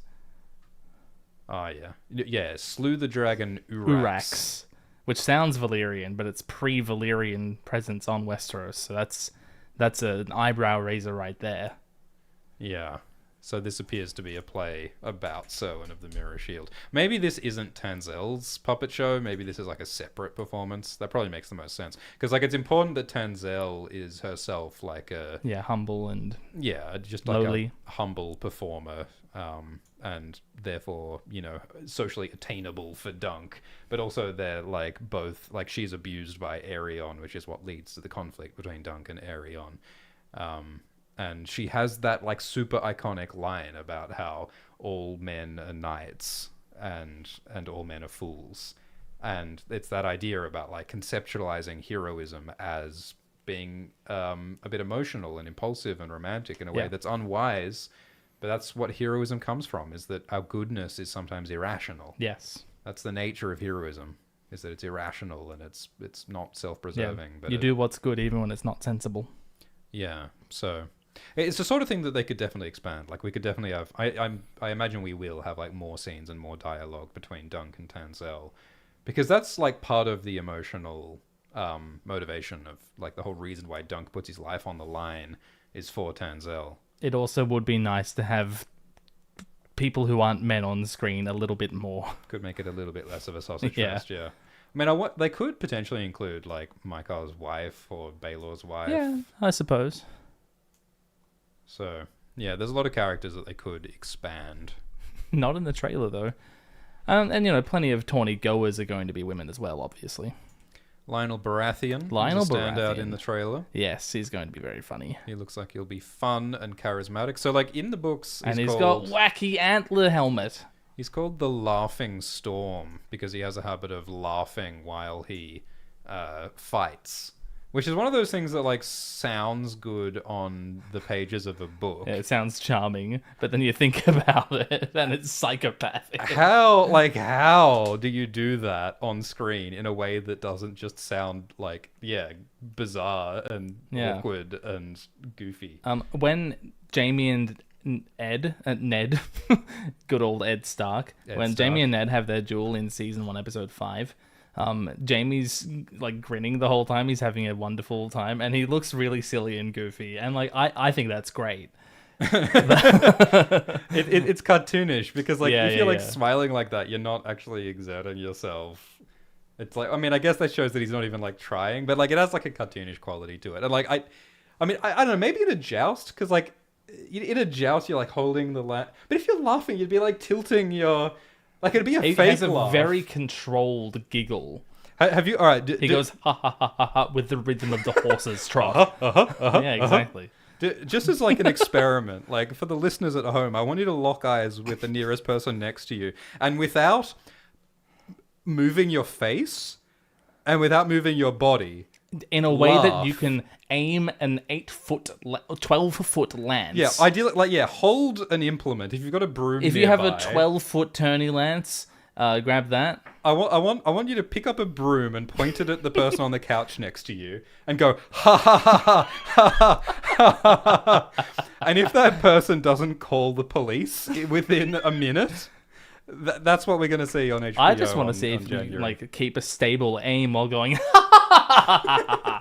and like so get on your nearest horse, grab your nearest tourney lance, and like listen to your favorite comedian, and just see how you go aiming. I think it's going to be a disaster. And you'll see why Lionel Baratheon is the best there ever was. Why is... So Lionel's got something on his head. Is that a crown? No. It's just a diadem. It's a diadem. It's just a circlet. Don't worry. Perhaps it's the crest of his helmet. A crest is okay. Yeah, you can have a crest, not a crown. It's not a crown. Not a crown. Because that seems politically provocative, right? To be wearing a crown when only the royal Targaryens are meant to wear crowns. It's just a fancy hat. It's just a fancy hat made of gold that symbolizes I'm a king. Remember at the previous tournament we saw in Westeros was when the Baratheon at season 1, episode 1 of House of the Dragon he was saluting Rhaenys Targaryen, the queen who never was, because he was the cool guy Baratheon. Yeah. He was being politically He provocative. sure was. At a Targaryen tournament. This might be the same thing. We might be seeing his descendant Lionel being politically provocative. Baratheons have always been like the closest of the great houses to the Targaryens. It foreshadows Robert's rebellion. It sure does. They really should have seen that one coming. Yeah.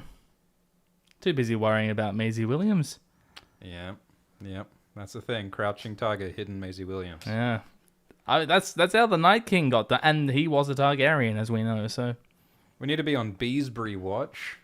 There's a Beesbury in this show. There is folks. There's a Beesbury in this show. So take a drink when you see a Beesbury. Oh, we're gonna see like the Beesbury Shield. Is he gonna have his own pavilion? Do I get to see a Beesbury pavilion? Oh, I really hope there's like an immaculately carved bee like on the top of his tent, like just next to the dragon tent. Oh, does he get like a bee hive crest on his helmet? He's got like a stingy bee thing, and he's got like stripy. He's got like a bee bum, like he's got like his horse is like the bumblebee part. The horse like the bee bum. like a pantomime costume. And his his lance is a stinger. It's a stinger. Yeah.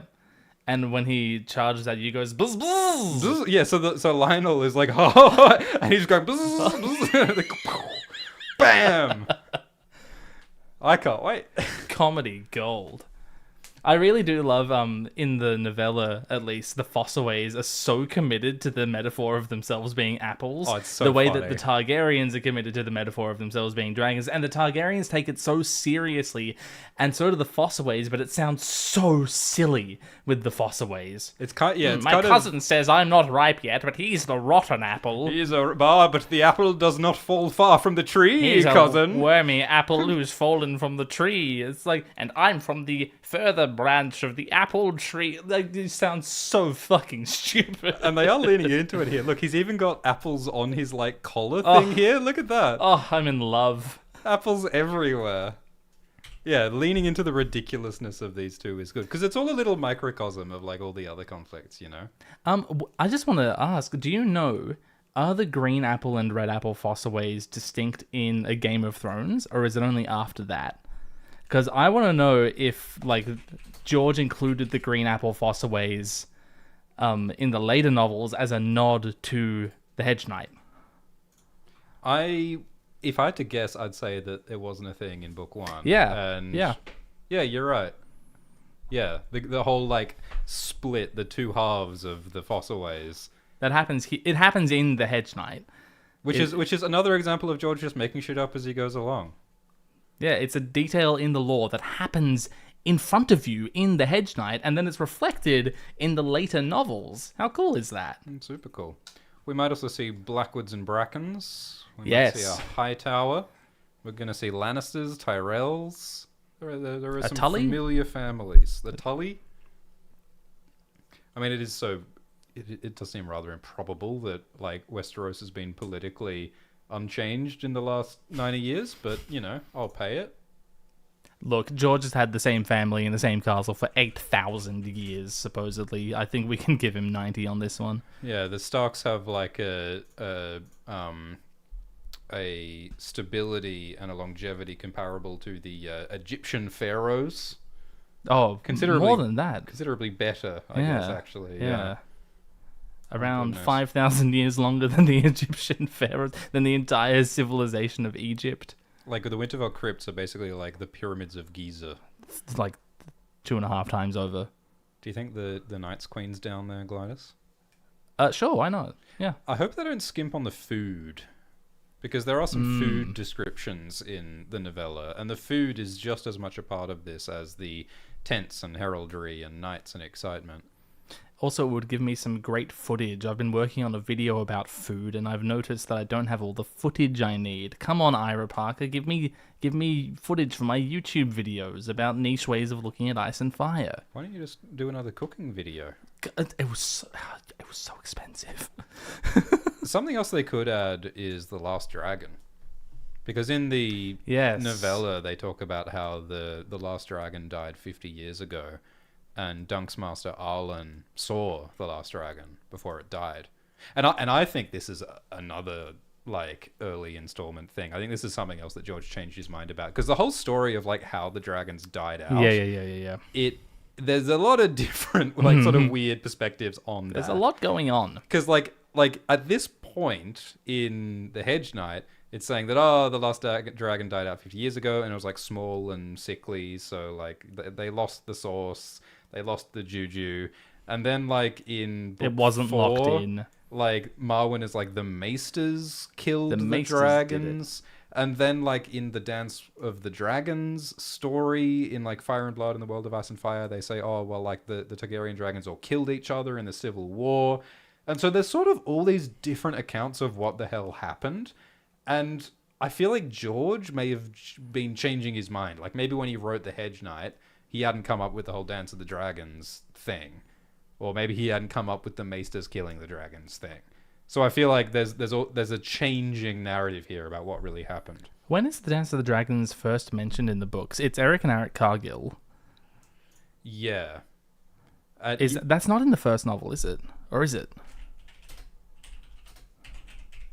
Let's find out together. Let's find out together. I'm sure the live chat is Googling live. Googling live. You're Googling? You're not asking Jeeves? I'm binging. Okay, so it's in... It is mentioned in the Game of Thrones. It's in the first book. Okay, so the Dance of the Dragons was a concept in the first novel. But I think that all it was... I think that there was a Targaryen civil war at some point. Whoa, it's very sad. Yep. But I don't think at that point George necessarily had thought that... And 19 dragons kill each other. Yeah, I think that if George was like planning this, and if he was starting from scratch, I speculate that he may have had like the last dragon die shortly after the Dance of the Dragons, because like it's this poetic neat thing about how the Targaryens destroyed themselves. But what actually results after all these weird sort of complex timeline jumps is like, the Targaryens mostly killed all of their own dragons, but then they sort of hung around for another like 30 years. Awkwardly, and like, you know, the king at the time might have been responsible for it. The maesters might have been responsible. Maybe it's the tides of magic. So it sounds messy, but I actually quite like that it's got this weird lingering aftermath in the way that like actual history sort of does as well. That's like true. It's not a clean cutoff to the end of this era, and there never is one. Yeah, I think it's funny that the sort of accidental messiness of this... It makes it resemble real-world history a lot closer than something that's more cleanly constructed would. Yeah. If this had all been planned out, it wouldn't resemble the messiness of real history as well. And that is a theme that George loves. Like, Fire and Blood is about the messiness and subjectivity of history in so many ways. I thought it was about girls kissing each other. It's quite a lot of that as well. We haven't got a good look at the castle itself yet, have we? No, but Ashford isn't supposed to be the most lavish place to begin with. Yeah, but there are some scenes inside the castle, so we should get a good look at it at some point. Manfred Dondarrion should be relevant, ancestor of Beric Dondarrion. Oh yeah, and supposed, like you'd assume, relative of Baelor's wife. Well, actually, one of my other hopes is I hope the Kingsguard look like Kingsguard. Absolutely. It's really interesting how the Kingsguard have been depicted. It's changed so much. Like, in every different show, the Kingsguard have a different... In different seasons, they set look different. of armor. Yeah. Season 1 of Game of Thrones to Season 8 of Game of Thrones are completely different. Whereas in the books, it's pretty consistent. George is like, they're all in white. They're white knights. Everything's white. And I kind of hope that they do that in A Knight of the Seven Kingdoms. I quite like the art in the graphic novel of The Hedge Knight, the art by Mike S. Miller, because it looks really ethereal and it looks really beautiful and it looks ghostly and creepy in a way that evokes the vibe of the White Walkers. I do really also love the imagery of the 3 white knights and the 3 black knights. And they're emerging from the mist. Yeah. Like, it's incredibly visual. I would argue that The Hedge Knight is some of the most visually rich writing that George Martin's done in Westeros. Like, it feels like it's designed for film. Partly because it's inspired by a movie, Ivanhoe. So I really hope they capture this like ghostly all white thing. Yeah, next to like the black. It's like chess pieces, isn't it? Yeah. I hope they capture like the intensity and the eeriness. God, the fight's going to be such a mess because there's like 14 characters to keep track of. Yeah. And 4 of them are dressed exactly the same, and 3 of them are dressed exactly the same. And 2 of them are named Humphrey, and one of them is going to be going buzz, buzz the whole time. And then you've got Lionel going, ha ha ha ha, and then the Egg's going, get him, he's right there. Yeah, it should feel like an assault. I mean, it looks promising what I'm seeing in the trailer. Like, look at this. Yeah. Look at this. Like, it looks like an absolute mess mud bath, which is absolutely what it should be. Like, the way it's described in the books, like, Dunk has no idea what's going on. Dunk doesn't know which way up. Yeah, I really love that. After the battle, he's like, so what the fuck happened? Did I kill Aerion? I forgot.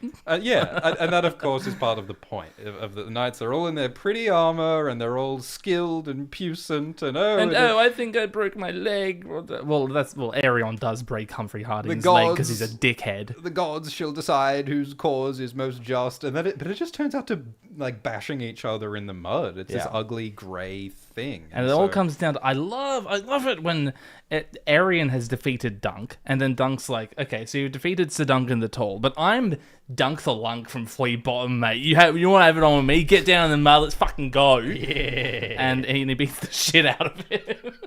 Yeah, and I like, because that ties into the class thing, but it also ties into identity, because one of George's great themes is identity, because like both Dunk and Egg lie about their identity to change their social class, because one of the things we haven't talked about, we haven't touched on it. Spoiler. Dunk isn't a knight. Spoiler. Yeah, Dunk's lying. Dunk isn't a knight. He's not a knight. And that's what it ties him to Brienne as well, because like just like how Brienne is the best knight in Westeros, even though she's not a knight, because she's a woman, Dunk is like the best knight who keeps to the values of a knight. He is heroic and he eventually self-sacrificing. He rises to the office of Lord Commander of the Kingsguard. He literally could not be a better knight. But something that is implied, it's never outright stated, but something that is implied repeatedly in the Hedge Knight book is that Dunk's not a knight. He claims that his master Arlen knighted him before he died, but it's heavily implied that he's lying. I want to be more specific. You said claims. I want to say he makes up on the spot when he's pressed for a story that Arlen knighted him just before he died. Yeah. He hadn't even thought about it. Like, the way the novella progresses, Dunk hasn't thought about being a knight until that conversation, until Plummer asks him, so you're a knight? He also doesn't think of a name until the moment that he's asked. Yeah. Because like his name is Dunk as far as he knows. He's just Egg's like, is that short for Duncan? He's like, oh, I guess it might be. Yeah. Like, it's hilarious. And like, I really hope they capture how dumb Dunk is, because it's one of the charming things about him, and it's one of the reasons why he succeeds, is that he just doesn't think ahead all that much, and that's part of what makes him a hero. It's celebrating the foolishness of heroism. Doesn't Lionel Baratheon in this trailer say you've got no chance? Doesn't that evoke the Brienne line, no chance and no choice? Like, it's exactly like Dunk and Brienne are very paralleled. Yeah. So I do wonder, like, how explicit will they make it in the show that Dunk is not really a knight? Like, I imagine they'll make it more explicit. It's difficult to make it as ambiguous as in the novella, but even saying that, like, rereading it, it seems like we say it's suggested, it's indicated that he might not actually be a knight. It's quite plain for me thinking about it now. But it is still technically ambiguous, the way that the strong boys are technically ambiguous in Fire and Blood. I think it's more ambiguous than that. Like, there are people who read The Hedge Knight who don't notice. I didn't notice my first time through, but on the second time I was like, oh, okay, he made that the fuck up. And like, again, of course, that ties into the themes of how power is made up and class is made up. Because if you lie and bluff your way and fake it till you make it, you can redefine your whole identity. And some of the most successful people in the world have. The lie is no different than the truth when enough people believe it. So it all comes back to that central question of, what is a knight?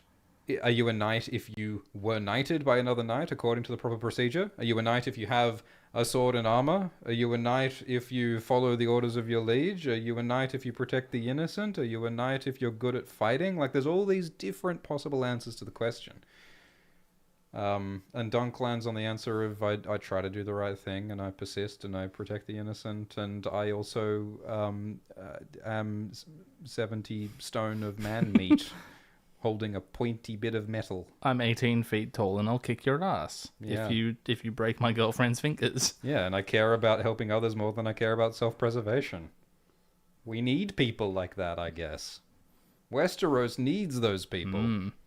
And that's one of the great things is the question at the end of the story when Dunk is like, why did the gods save me, a lowly hedge knight, when the great Prince Baelor died for me? Why for me?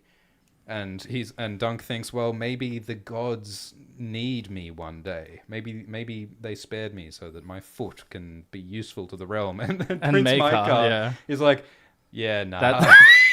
Nah, that's probably not. That sounds like bullshit, Probably mate. not, eh? But then, if we extrapolate the events of Summerhall, Dunk's completely right, and his foot does eventually deliver the salvation of mankind in Season 8 of Game of Thrones when Maisie Williams stabs the Night King. See, that's the thing. Like, it's so complicated. It just flips back and forth. Like this, the chain of causality.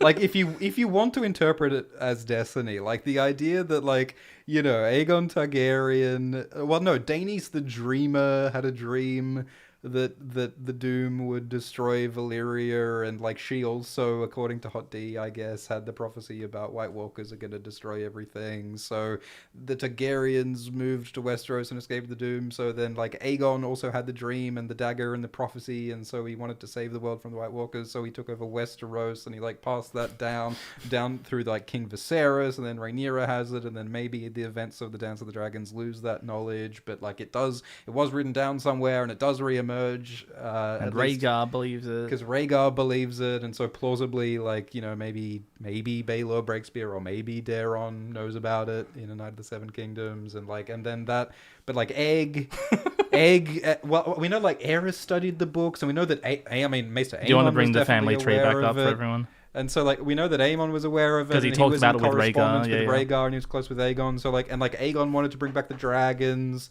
But then Summerhall was a disaster that killed everyone, but like Dunk saved Rhaegar. Rhaegar, who birthed Rhaegar, who thought that he was the hero, but then he thought that his son Aegon was the hero, but then he thought there must be one more, so he hooked up with Lyanna, so then he had Jon Snow, and then Jon Snow might turn out to be the hero, but Daenerys thinks she's the hero. But Maisie Williams stabbed the Night King. And then in the HBO, then Maisie stabbed Vladimir, what's his name?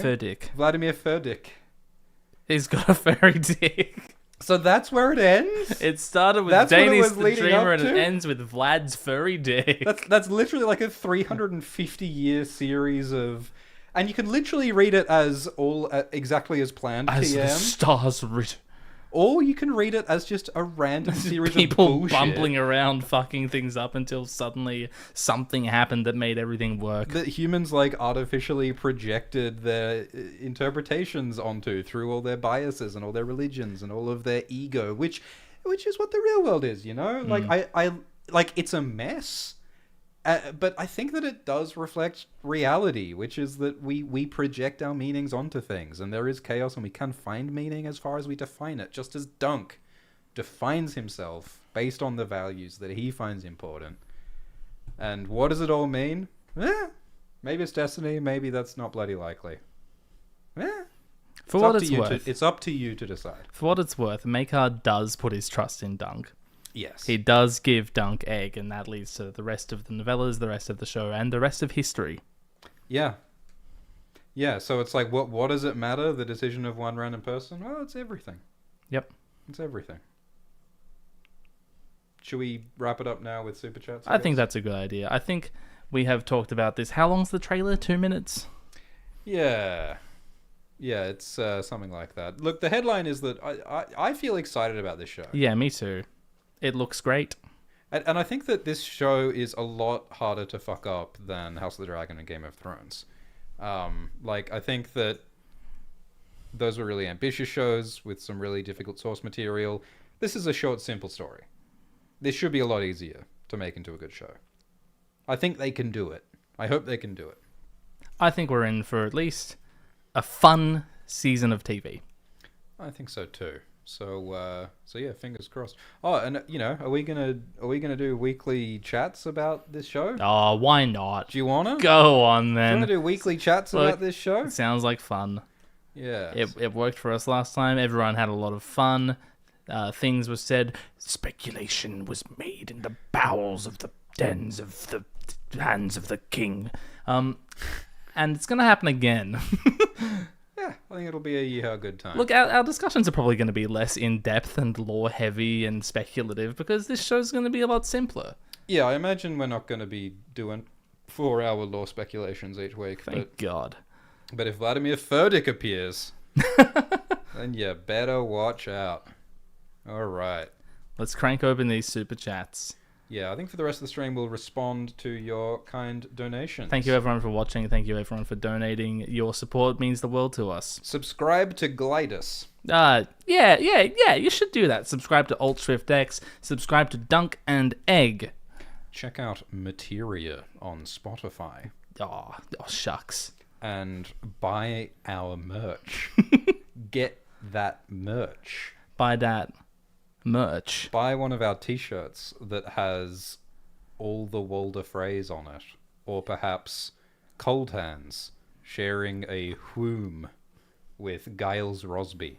That is a real t-shirt that you can buy. You could own it. And if you don't, I'm judging you. Links in the description. Do you think we could host like a late night infomercial with our Pictionary merch? Yeah, I think we could do that. I can see you editing that in like a sort of a Brian David Gilbert sort of fashion.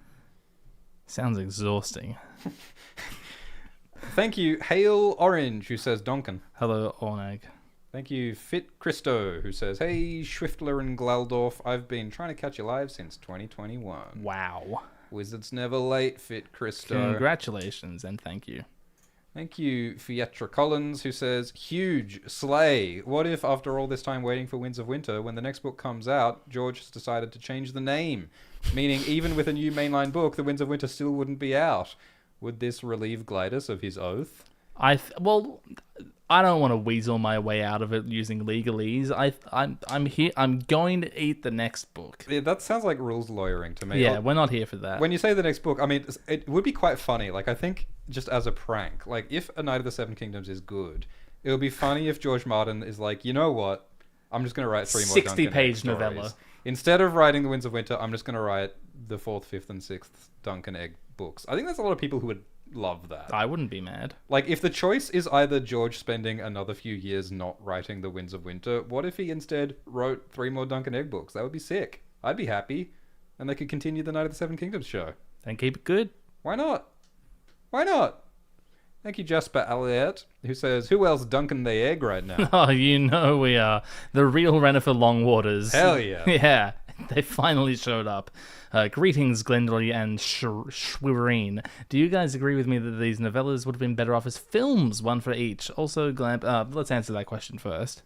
I think it would be a completely legitimate and reasonable thing to try to make the Hedge Knight novella into a movie and the Sworn Sword as a movie and the Mystery Knight as a movie. I think that would make perfect sense. And if I want to indulge in some cynicism, I might say that like HBO wants people to stay subscribed, so they want to eke out little bits of content TM to like over a period of time as a TV show rather than a movie. They don't want to make movies because that doesn't keep people subscribed.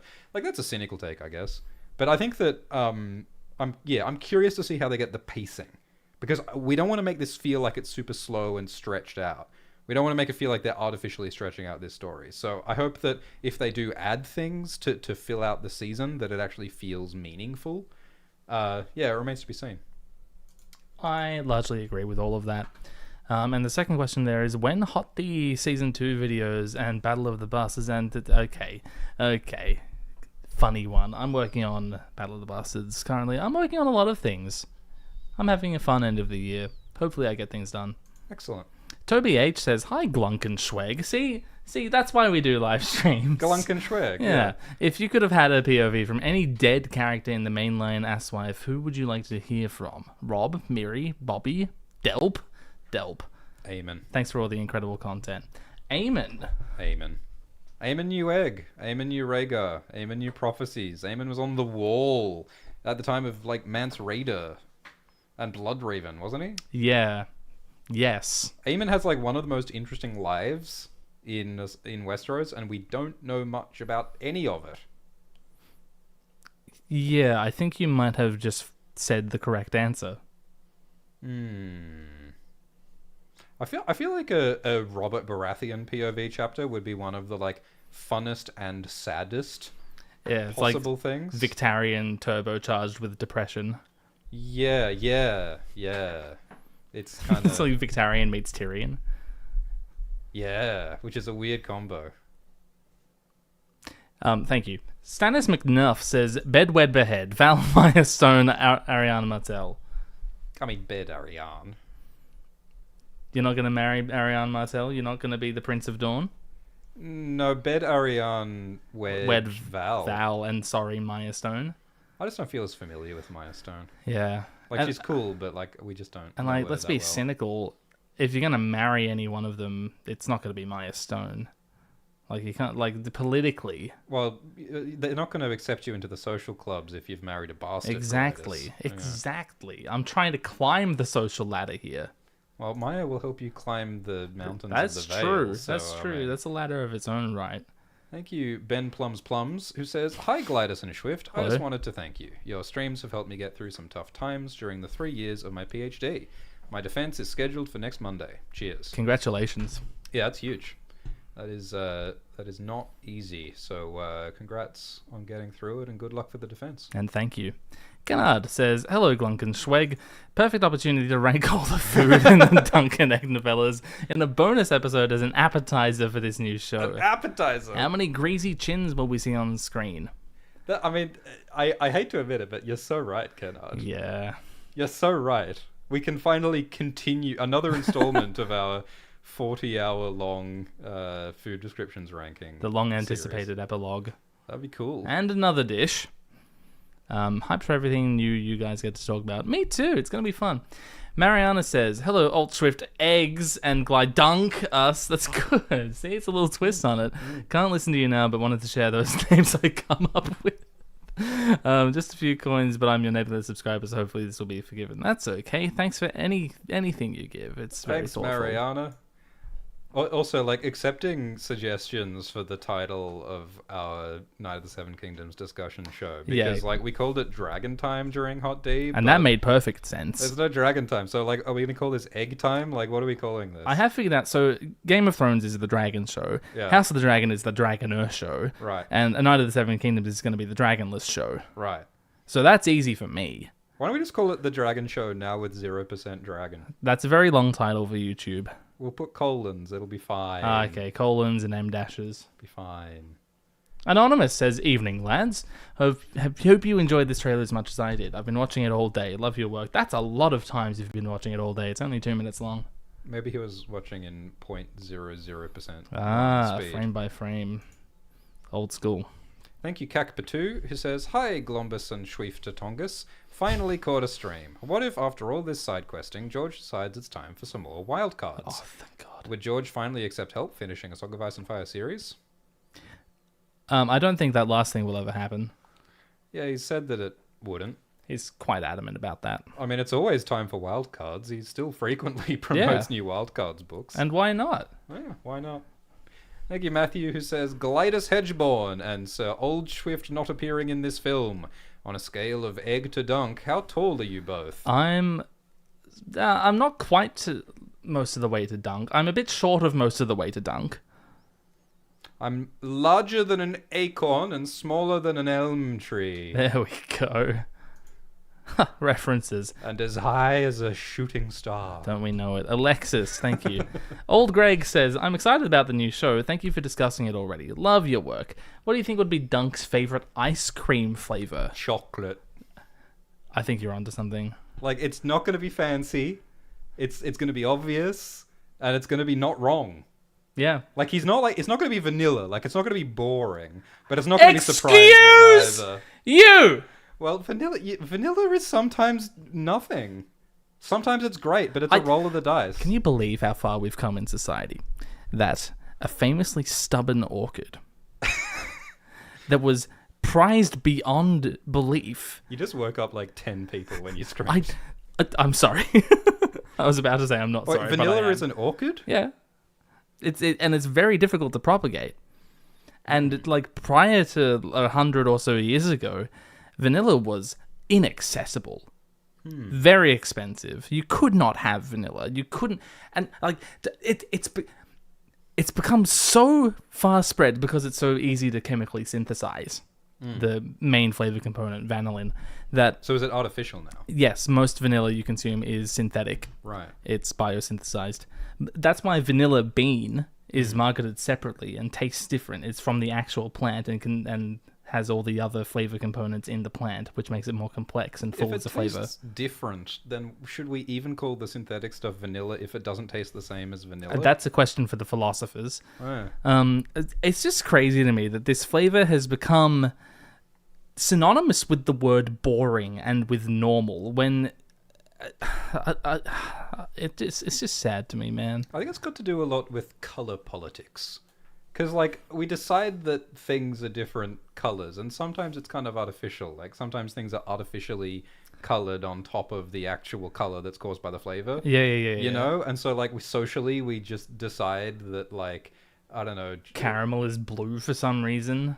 Yeah, and like, vanilla, like, we just culturally decided that, like, it's bright, plain white. Yeah, the flower is yellow. And so, like... The bean is black or, like, dark brown. And like, the color of, like, plain white is associated with just, like, nothing, blank canvas. And so I think that leads us to expect no flavor. I think that gives us an excuse to be served no flavor. Yeah. When I demand vanilla from a bean, which is black, right? Vanilla, yes. It's black. When really, vanilla as a flavor is so fucking good that everyone likes it. Everyone likes vanilla. All right, so what if we engineered like a different like we GMO vanilla to be like purple? And so we socially construct this like neo vanilla. Hang on, like, I think you're putting the cart before the horse. Why don't we just put purple food coloring in vanilla? Well, the artificiality is the problem. Because the artificiality makes it like this constructed fake thing. Whereas if it's just like this blindingly neon purple thing, it has its inescapable chemical property that is disentangleable from the flavor. Yeah. And so we're going to be wired to like it's going to be a whole different funky thing. Flavor. Like in actuality, it's just vanilla. Like it tastes just like vanilla, but because we've defined it with this distinct like thing that you can't like mix up with blank canvas, you cannot mistake our purple neo vanilla from something for nothing monumental and distinct for unflavored milk cream. And so it will never be substituted for unflavored milk cream ever again. I'm with you. That's my plan. Let's do it. Anyway, yeah, I think you're right. I think Dunk's favorite ice cream flavor would be chocolate. Thank you for validating me. That's all right. Alexis says, "Have you two seen Attack on Titan? Any thoughts?" I have I have seen Attack on Titan season 1. I haven't seen the whole thing. I saw season 1. I liked it a lot. Didn't you tell me to watch it so we could talk about it on stream? Yeah, can you please watch it so we can talk about it on stream? That's why I haven't seen the rest of the show. I actually got a message from one of my closest real life friends. You're not one of my real life friends. You have real life friends? Yeah, I do. Time to time, I step out of the internet and become a real life person with real life friends. And he was like, "You should watch and talk about Attack on Titan. I want you to watch and talk about Attack on Titan so I can watch your streams." And so I guess I should, so that we can talk. I have watched it a very, very, very long time ago, and I've completely forgotten about it, and I didn't watch it past the first season. You tell me the moment you've seen it. I also would like to talk about Barbarians and Weapon, are 2 horror movies that I think are pretty fun and crazy, and it'd be fun to talk about those. So you should see them too. Do it as a double feature. We keep threatening to branch out of Ice and Fire. We do. Dan Peters says, "Hi, Glimbilo and Swiffer. Finally caught a stream. Love both y'all and your work. Thank you. That's very generous." Thanks, Dan Peters. Heinrich von St. Kilda says, "Hi, Goon and Schmidt. I've been watching you guys since I started school, and now I've just graduated. Oh my god. Been a pleasure watching you. My question is, do you think this show will feel a lot more medieval rather than fantasy in terms of vibe and armor?" I mean, the showrunner Ira Parker said as much. He was saying that the show's going to kind of feel just like medieval Britain because there's no dragons and there's no magic. I would say that the armor and the color might be more fantastical because they are doing some wackier, like that, Yeah. dragon helmet and stuff. So in that sense, it might be a little bit more fantastical. But without dragons and magic, then yeah, it will be a bit more medieval, I suppose. It'll be like a Knight's Tale. Yeah, it'll be like. I wonder how much Ledger. how much people are gonna accuse this of plagiarizing the thing that plagiarized it. Yeah, it's funny when that happens, Yeah. isn't it? It's a bit like when you get a copyright claim on something that you made by someone who stole the thing that you made. Yeah, That's cool when yeah, that happens. I love that for us. I love how copyright works on the internet. It's a lot of fun. It's actually. awesome. It makes our job so good. Tom Fee, says, "Hello, Son Gloku and Schwickalo. Schwickalo! I heard after the stream there's a special cake, a Glimbus cake, baked only for live streams. Swifts are not allowed to taste it. No. I'm told it is delicious." No. Thank you for the callback to one of my favorite stream moments. It's so funny. Lars tips $2 and says, "Last moment." Last moment. One-hand gaming. Does the Trial of Seven excuse kinslaying? That's one That's of a good the whole question. things. That's like I keep saying it, but like it explores like social rules and social class and how we relate to each other through all these made up rules. And I love how Baelor, who is like the paragon of what like a cool guy, noble, puissant knight is meant to be, he rules lawyers the whole thing. He totally like monkeys with the rules to tilt the scales in Dunk's favor, because when there's this trial by seven of 7 knights against 7 knights to determine Dunk's fate, Balon's like Baelor's like at the last minute, surprise, I'm actually helping Dunk against my own family, against Aerion, against Maikar, and I'm going to be tricksy because I'm going to go and fight the Kingsguard because the Kingsguard are riding for Aerion, and the Kingsguard are not allowed to harm me because I'm their prince. And so Baelor, Mr. Noble, respected, popular knight, he uses the rules against the Kingsguard, so he beats them because they can't fight back. He cheats, basically. Kind of. But without breaking any rules, which shows that the rules are bullshit. And so there's also the issue that, Baelor doesn't want to hurt his brother Maikar. But in the end, Maikar, spoilers, accidentally kills his brother Baelor.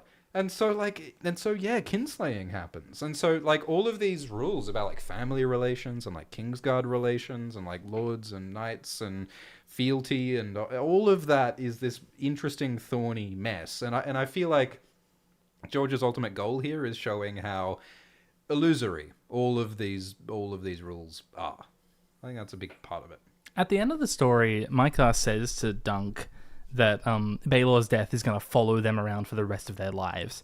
That, like, Maikar's always going to get looks and be like, "You're the guy that killed Baelor.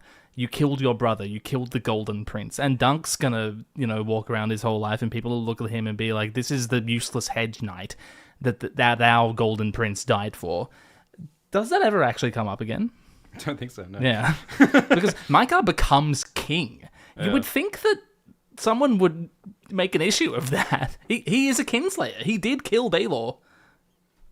Yeah. I feel like George just hasn't had the opportunity to explore all of these topics. We haven't had a story set during the reign of King Maikar. Yeah, and George has given it like this hasty thing of, Maikar died off screen on his own planet against rebellion. Whatever. I'm moving on to something else. But like George has said, I would love to make a whole novel and TV show about the reign of Aegon the Unworthy, and I'd love to write about the She-Wolves of Winterfell, and I'd like, and there's an entire. I was like, of course you would. There's an entire like unpublished expanded version of the Westerlands chapter from the World of Ice and Fire that expands on the fate of Geryon Lannister and his relation to Rohan Weber, who's from the Sworn Sword, and like there's that whole other story which George literally couldn't fit it into the World of Ice and Fire, so he just put it on his blog. Like the dude is overflowing with extra little details, and like it's not organized. Time. It's not organized and it's No. not planned, and it's delightful, but like it leaves all these little gaps, which he's sort of like retroactively papering over. It's interesting. Thank you, Sunny Solaire, who says, "Hi, Glib and Swifty, very hype for A Night of the Seven Kingdoms, but do you believe the dance could have been avoided/mitigated if Viserys I died slightly earlier? I'm thinking Aegon wasn't old enough to have quickly and violently challenged her ascension, maybe. Keep it up. Yeah, I mean, I think part of the point of House of the Dragon Season 1 is that it could have gone a lot of different ways. And every character, if they had behaved a little differently, it could have changed. It could have averted the whole war. So absolutely, I think there's a million ways it could have been avoided. I think, if rather than dying, if Viserys had perhaps, made his intentions and desires a little bit clearer and a little bit firmer, there's a lot of things he could have done short of dying that might have helped. Yeah, I think that shoring up the branches of the family through a few strategic marriages definitely would have avoided a costly civil war that bled the entire countryside and ruined the dynasty. Maybe if he deigned to parent his children. Alas, we'll never know. Thank you, OnkoBonko5, who says, "Well met, Glonleth Shwill. I bring excellent tidings. Wow. Rhaego is alive and well. Truly. Never caught a stream before. And it's me birthday. I love this community and these books more than my cousins." Wow. Thanks, OnkoBonko5. Happy name day to thee. Happy name day to you. Thank you, Sir Alfred of Pennyworth, who says, "Arlen promised we'd knight our squires together." Aww. Does Alfred knight someone in Batman lore? That's Batman, right? Alfred Pennyworth? I don't think so. He's the Dark Knight. Surely he knights someone. Thank you, Old Greg, who says, "I got one more question." Okay, Greg. There's a small cameo in the later books. No spoilers. Possible fan service cameos. Maybe young Melisandre. Sexy old Nan in her 20s. Sir Pounce. Yeah, they could insert more fan service cameos for sure. Because, like young Walder Frey appears in The Mystery Knight, and Bloodraven appears in The Mystery Knight. And Aemon, they could maybe make an excuse to show us Aemon, which would be cool. As long as they don't do some ghastly de-aging. Oh, thing God. on If they the take actual Peter actor. Vaughan and do that tech to him, I'm drawing my face on a brick. Yeah. And throwing it not at anyone. No, but, I'll throw it up in the air and catch it because I don't want to hurt anyone. But I'll be upset. Way. Maybe I'll throw it in a cross. lake and then fish it out of the lake Yeah, because I don't want to pollute the lake with all my bricks. with my face on a brick. Yeah. I mean, young Melisandre, she theoretically would be alive. Well, in yeah, this she's time period. Sierra Sea Star. Oh, I mean, she might be in a shy at this point. Yeah. How old is old Nan? She was probably... Because, there is a theory that Dunk hooked up with old Nan. Hodor is said to be her great-grandson. Am I correct? I think it's unclear. Yeah, that's right. I mean, certainly they should include Sir Pounce, because Sir Pounce is a ageless eldritch deity That is who's true. unshackled by the bounds of time and space. So I think that Sir Pounce should make an appearance. I think they should include Emilia Clarke's bottom, like in House of the Dragon. Which, of course, is also an ageless eldritch entity. Kaiser Ansin says, "The fact that the helmet's a proper helm with faceplates give me a lot of hope. Hot take, I kind of want Dunk and Egg finished more than the main series." The problem with Dunk and Egg finished is that I'm pretty sure George could come up with more stories for these guys endlessly. I completely agree. There is theoretically an end in sight for A Song of Ice and Fire. Dunk and Egg could go forever. 100 seasons, Dunk and Egg. You know that thought experiment about the race that goes on forever because the tortoise goes a centimeter, or then the rabbit goes 9/10 of the centimeter, but then the tortoise has already moved another centimeter. Zeno's paradox. Xerxes, that paradox. Yeah. I mean, the tortoise in this metaphor, of course, being George Martin's writing pace. I think it's actually the Greek hero Achilles in the original paradox. Well, yeah, there's a lot of different versions, but the point is that it goes on forever because it's like when you're eating a cake. And the cake, you can eat the cake forever because you cut the cake in half and you eat half the cake, and then you cut the half in half and you eat that, and you cut it in half again. There's infinite cake, and I think that George Martin could write infinite Dunk and Egg. I think that every time George Martin writes a Dunk and Egg story, he comes up with 3 more Dunk and Egg stories. Yeah, there's another half of the cake. Every time George Martin writes in A Song of Ice and Fire book, he comes up with enough plot lines to fill another 2 Song of Ice and Fire When books. he said I could have written a novel about Arya and Braavos, he could have written 7. It's fractal.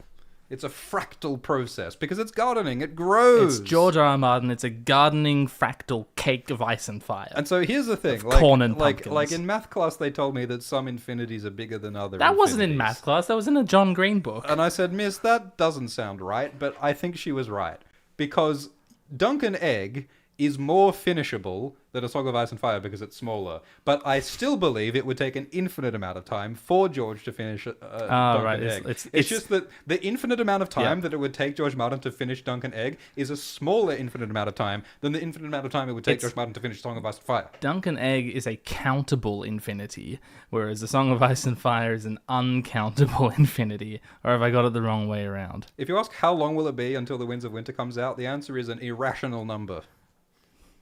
Irrational numbers are often finite. I think they are. I think the number's both infinite and irrational. Ah. Like the beating heroic heart of Dunk himself. Aw. Irrational. And infinite. Infinite. No chance and no choice. Hell yeah. More Dunk and Egg sounds great. Geens Quambit says, greetings, garlic and sausage. Yay. Great to catch another stream. Another theories ranking stream when? Eyes emoji, eyes emoji. And also, please more, a cock abridged. I beg you, it's fire. Emoji. I would love to continue some of... I really like the charts that we're making. Yeah, we have some great charts cooking. Like if only to just, fill out some of these charts with, our alignment streams and our theory ranking streams. I think we'll make an awesome poster. I want a poster on my wall of every Ice and Fire theory we can think of on a tier list. I think that would just look and just be awesome. Fantastic. So yeah, that's and absolutely then we can make something a collage of Pictionary output. Then we can wear it on a shirt. It's always shirts with you. Think out of the box. Headbands, underwear. I think shoes. In the bowels of the under. All right, so I think that I would like to make more Game of Thrones abridged, to cock abridged. However, my demigrunkle Alt-Shift-X keeps locking me in a basement so that he can make more video essays about Dune or something about primates. I heard something about monkey business. Grunkle Swift keeps talking about monkey business. Well, at least I can. Whenever I put my ears up to the ceiling, I can hear him going. Ooh, ah, ooh, ooh, ooh, ooh, ooh, ooh. Yeah, well, that's the problem with me and Shift is that we only have one microphone and we have to share. Fucking hell. It's a Jekyll and Hyde situation. So trust me, I am trying to wrest control back from Shift. I had to beat him with a spatula in order to get onto this live stream with Glidus today. So believe me, I'm trying. I used the spatula today. I'm trying. I mean, look, don't tell anyone. I thought that was a fish slice. Well, there was the fish attached to the spatula. That's his weakness, you see. He's got an allergy to trout. His face puffed up like the Luftballon. You wouldn't believe it. I can believe it. Okay, so don't tell anyone. I did think, what if you and me did Dunk and Egg abridged? Don't tell Shift that I'd had this thought. But we could sit down with a copy of The Night of the Seven Kingdoms. And a slab. And just chat through the entirety of A Night of the Seven Kingdoms. What's stopping us from doing that? Wouldn't that be great? Well, we're busy right now. We're too busy streaming to do any streaming. No, that sounds good. Yeah. Maybe we should do that on your channel before long. All right, sounds good. Thanks for the donation from T Machine Zero, who says, Glidwurst und Sauerkraut. You'll find yourself in a trial by 7. Who'd you pick as the other 5? 5. 4. If you can only choose small folk. 5.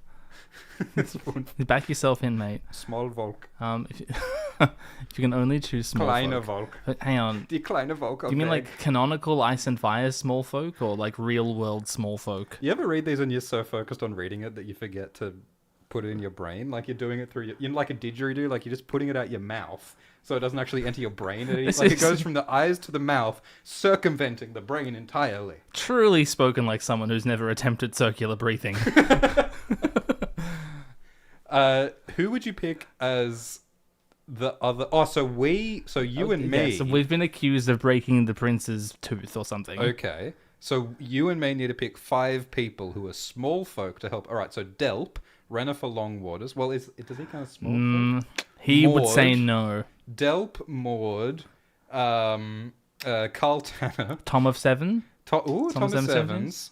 Who else is a good small folk? Masha Heddle. She'll terrify them with her red teeth. Arr, arr. How about, like, Gren? Gren. He might actually be useful. Yeah. Well, I mean, the Night's Watch in general is probably a good place to get warrior small folk. I mean, Dunk is a small folk. What about Corran? Dunk. Corran Halfhand, yeah. Yeah, Dunk and Corran. Who's the guy who authored The Smiling Knight? Yeah. He's a rotten apple, if you ask me, but he's good with a blade. He's not ripe quite yet. Yeah. All right. Thank you, unregistered Hypercam 2. Who says, if you're looking to be cucked by another fab author who struggles to masticate on their own works of morality, class, and wholesome friendship, but doesn't have complete stage fright from releasing content, catch up and read the Black Whale 1 arc of HXH. Hunter. Is that an anime? It's a manga. A manga. Yeah, I haven't read or watched much manga or anime, but we do know enough to say manga, not manga, mate. So we've got that going for us. Isn't a manga what you eat with your hands and you get all sticky? Yeah, it comes from Queensland. Tried to get a mango, but I got stabbed by a fucking cassowary. He's trampled You gotta me watch mangoes. yourself. You gotta wear a fucking Teflon. I wear my cassowary safety helmet, but I fell out of the mango tree. My helmet popped off. Cassowaries are so cool. I love them. Are you alright? I want to say, thank you to Jormy Alk, who says, your little immersion break with the dragon head is going to happen to me with all the armor. Tragic nerd I am, I will have to come back here to you guys loving it.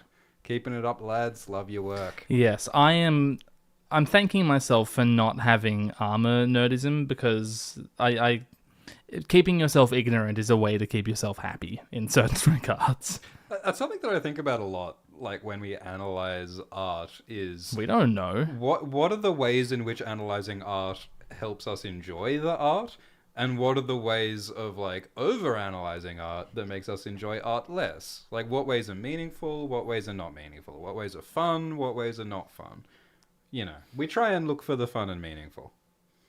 If ever we're being unfun and meaningless, wave a little flag and we'll stop. Yeah, you may raise like on Jubilee, you can put the flag up, and if half of you put the flag up, we have to leave, and then the next random can come along and take over the stream. I've actually installed a trapdoor underneath Glidus, where if enough of you put the safe word in live chat, which is cassowary, then the trapdoor will deploy and he will fall into the sub basement. So if you find not the sub basement, if you find Glidus's analysis lacking at any point, just type cassowary into the live chat. No, stop! They're doing it.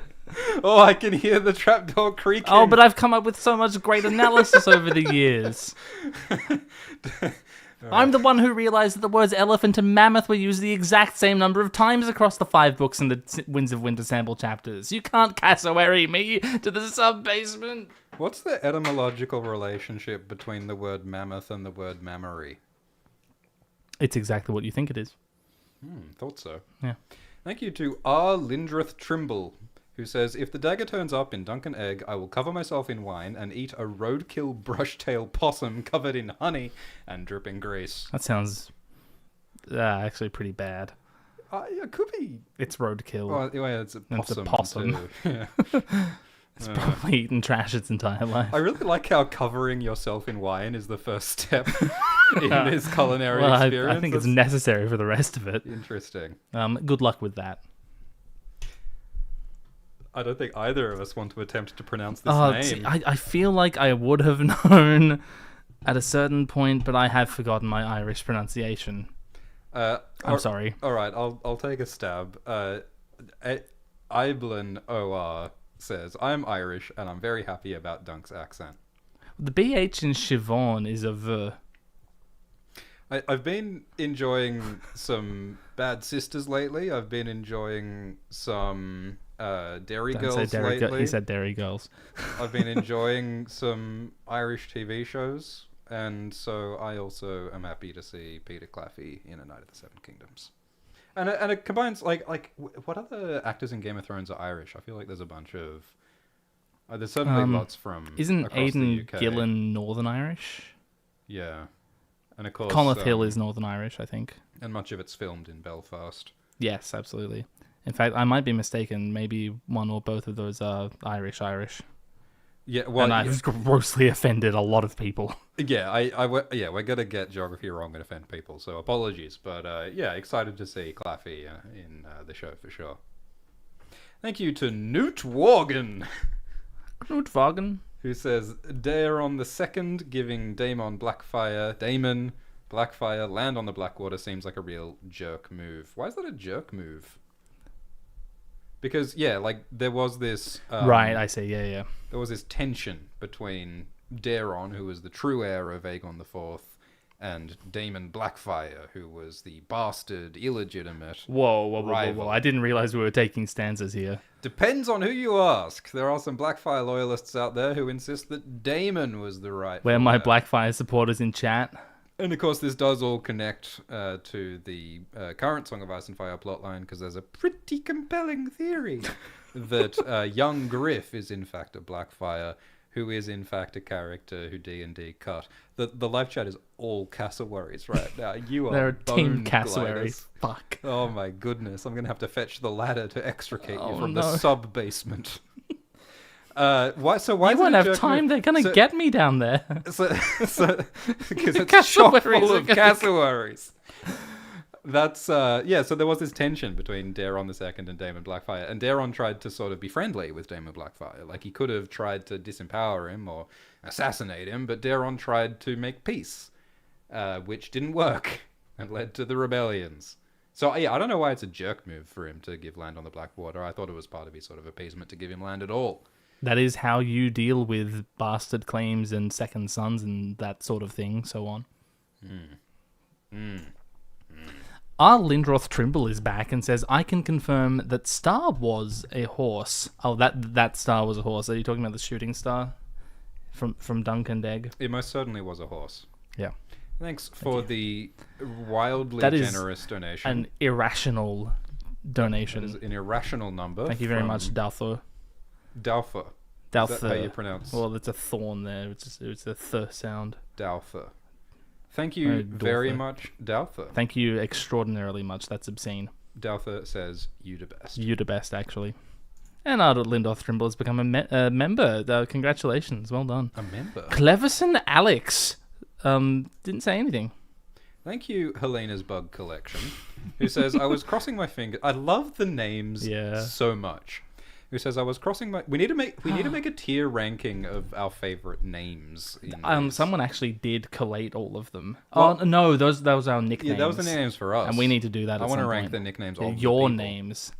Also, I want to point out Helena's Bug Collection. Helena gets to play Silk Song. Thank God. They need to put that in the background of the scene in Hot Day Season 3. Helena's mourning her dead son, and she's just got Hornet going on in the background. Are you playing Silk Hard Song stuck. Gliders? I'm the last fucking judge. I've actually been recording my entire first playthrough, and I'm gonna upload it to my VODs channel. Oh, interesting. Yeah, I might make a video out of it on the second channel. I don't know about that. So not streaming it, but recording it. Well, I started playing when I was sick, and I couldn't stream. You're always fully sick, Glidus. That is true, but this time I was genuinely horribly ill. Thank you. Well, I mean, that's the best thing about being horribly ill, is You that can it play can the be new a video good game. excuse to play a video game. Yeah, it was pretty good. Thank you, Fiatra Collins, who says, when you're driving a steam train that runs on burning willies instead of coal, and you want to go faster, so you turn to Mike, your fuel shoveler, and call out the name of the author of Elric of Melniboné. This is what I think every time I hear the name. Gladys, do you know what you shout when you're burning willies instead of coal and you want to go faster, so you turn to Mike, your fuel shoveler, and call out the name of the author of Elric of Melniboné? I'm lost. I'll tell you. The answer is... Oh, Michael! Michael! More cock! More cock! Well done, Fiatra.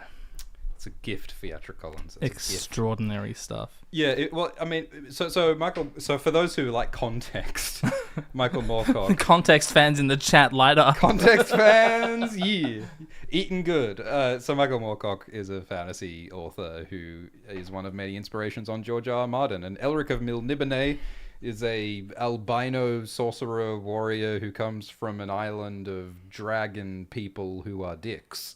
And it is a very clear inspiration on the Targaryens and the Valyrians and Rhaegar and such in Game of Thrones and A Song of Ice and Fire and Bloodraven.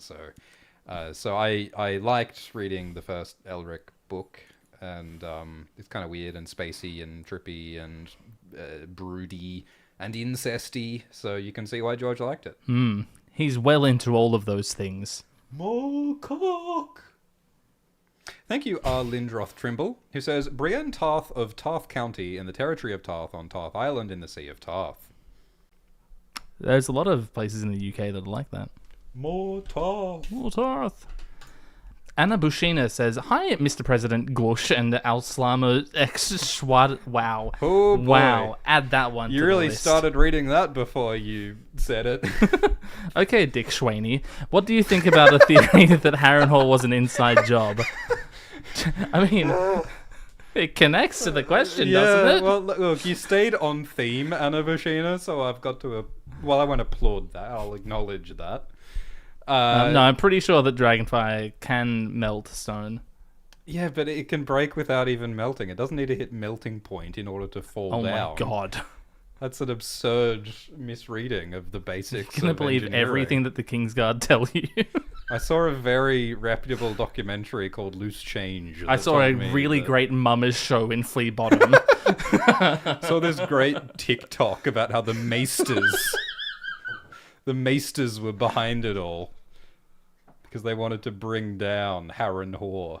And bring up the Targaryens? They were just jealous that Harrenhal was such a good guy. It's true. Arcus Thiel says, Lads, gotta finish work and cook right now. How could you just start streaming such a banger without asking first? Oh, love you both. Guess I gotta watch the VOD later. Thanks, Arcus. Thank you. Thank you, Tiny Circle Committee, who says, Hi, Glorgondale and Schwipperton. Happy to see you guys stream. Listening to you guys is a part of my creative process at work. Off topic, but Glidus, are your vocals inspired by goth music at all? Specifically, Sweet and Tender reminds me of my favorite bands. First of all, thank you. Second of all, I wouldn't say so, no. What are some of your biggest inspirations or influences musically? David Bowie. Bowie. Bowie's in space. I met a cat called Ziggy. Really? And the cat was not named after Ziggy Stardust. Ziggy Marley? It was just Ziggy. I guess they just the cat's name was Ziggy. Yeah, I didn't understand it at all. Huh. Well, cats can have inscrutable names. It's allowed. Thank you, Cap Kit, who says, Hi, Glidong and Schwaft. What if George's end for the long night is Green Apple Fossaway stabbing other with Valyrian steel, the peeler, and going, how are them apples? I like it. Fantastic. I just... How about them apples? I love how people consistently overestimate my ability to interpret their acronyms. Like, typing GOTHER and assuming that I'll understand Great Other. It's the Gother. It's the Gother.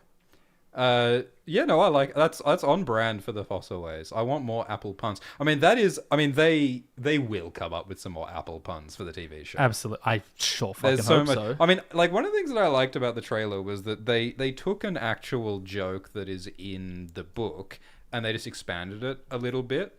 Like, they took this bit where Dunk is saying, "Oh, don't steal my horses or I'll set dogs after you." And Egg is you like, haven't got any dogs! And then Dunk's like, I'll get some just for you. Where are you gonna get dogs? And then in the book, that's as far as it goes. But in this trailer, we see that Dunk then goes, "Rawr!" And then Egg then goes, So like so like they're taking an actual line of dialogue from the book and they're just expanding it and adding to it, which is cute and neat and cool. Kianji in the Live chat says egg should have more Kuno energy, which I think is a reference to Disco Elysium, which I still haven't finished. I still haven't played it at all. It's on my list. We should do a Disco Elysium stream. Oh my god, that sounds like it's going to take forever. It's actually not that long of a game. Really? And everyone talks about it as though it's going to take 8 years. It's the best writing I've ever seen in a video game. That's also what I've seen heard. The start of it. Also what I've heard. Okay. But yeah, it's cool how they are like very clearly grounding things in the text. But there's the world is their oyster for more Apple puns. Can you zoom in on Egg's face? What? Yeah. Yes, there's a special button you have to press. What? Yeah. Thank you. We should just leave this as the thing for the rest of the thing. We do need to go back to the super chats though. Thank you, Policy Shift, who says, "Hi, Glumkin and Schnark. Thanks for the choice entertainment. Wow. Happy streaming from the land of always rain." What's the land of always rain? Well, depending on where you live, it's where you live. But in common parlance, it's either the Netherlands or the UK. The Netherlands or the UK?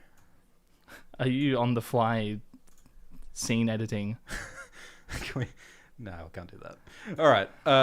Thank you, Lindroth Trimble, who says, "I just replay all the old videos at least 10 times each on all the channels. Make more content, you evil bastards." We're working on it. We're working on it right now. Yeah, that's what this is. This is a VOD that you'll get to watch. You best start believing in live streams. Because you're in one. Thank you, Policy. That we did that one. Thank you, Ewan, who says, "Hello, Glatos and Schwarterius. I'd like to delay Bliss Take Season 2 until 2030. Okay. Roughly how many times do I need to ask when it's coming out for that?" I think this one will have done it, actually. Thank you, Cleverson Alex, who says, "Hi, Schwiftiano Ronaldo and Glessy. Love you guys." I like that people are now just sending money to get their nicknames for us on the list. Thank you, Kid of the Weird Woods, who says, "How about Duncan time?" That's not bad. We might get sued, though. The Duncan hour. Oh, is that a Dunkin' Donuts thing? Yeah, I think they might just have a trademark on Duncan. What about Alt Schwift eggs and the Dunkus hour? I think if that cracks 100,000 views... Like an egg? There's something wrong with the internet. Thank you, Daniel Bat, who says, "Hey, Glycerin and Shortium. I'm studying for my attorney's exam, and you two are keeping my chin up. With grease!" Daniel, we will keep your chin as lubricated as you need to pass your exam. Good luck. Sword of the Afternoon says, "John is Benjen and Leanna's son." I really do need to start reading these before I start speaking them. That's why Benjen joined the Night's Watch. Ned agreed to send John to the Night's Watch. Ned couldn't tell Catelyn about John's parentage, and John has Stark features. Love you guys. All of those questions are answered by other explanations. Yeah. That don't require more incest between children. Thank you, Tom Fee, who says, "Hello, Glyplus and Alt Shift X to the power of 2 plus 2x minus 5. Give us more math facts, please." Did you hear about 7? What's that? It ain't 9. No. Yeah. Not 7. I know. I thought... You think you know a guy. Thank you, Daniel Bat, who says, "On a date, wearing my lucky Omniwalder underwear." If you wear your Omniwalder underwear to a party, you're going home with the guests and the host. You're going home with their spouses. The Omni... You're the guy. You're going to have the Omni orgy at home. Yeah, no, it's all happening. Thank you, Carrie Doan, who says, "Thanks, guys, for making my morning with your content." Thank you for making us say that. Thank you, Einfak Liam, who says, "Case of worry." Ah. A case of worry is a case of worry. It sure is, if you're that close to one, yeah. Thank you, Daniel Graham, who says, "Hey, Alter Bridge and Glimp Biscuit. Wow. Love you both." And thank you, Schwift X Gliders Schwipper. You just snuck an extra in there. Who says, 420. No, he says Blaze nothing. it. Yeah. Blaze it. Oh my goodness, we did a live stream. We did it. We did it. I think we'll have another super chat coming through in a moment, but other than that, we're done here. Adrian Schweizer says, "Hey, Glidey and Schwivy, why do you think we never hear about the winters that have passed? I mean, they're supposed to take years, yet we never hear anything happening during the winter. Love your stuff." They do mention tough winters. Yeah, it's just like most of them, they're not the long night.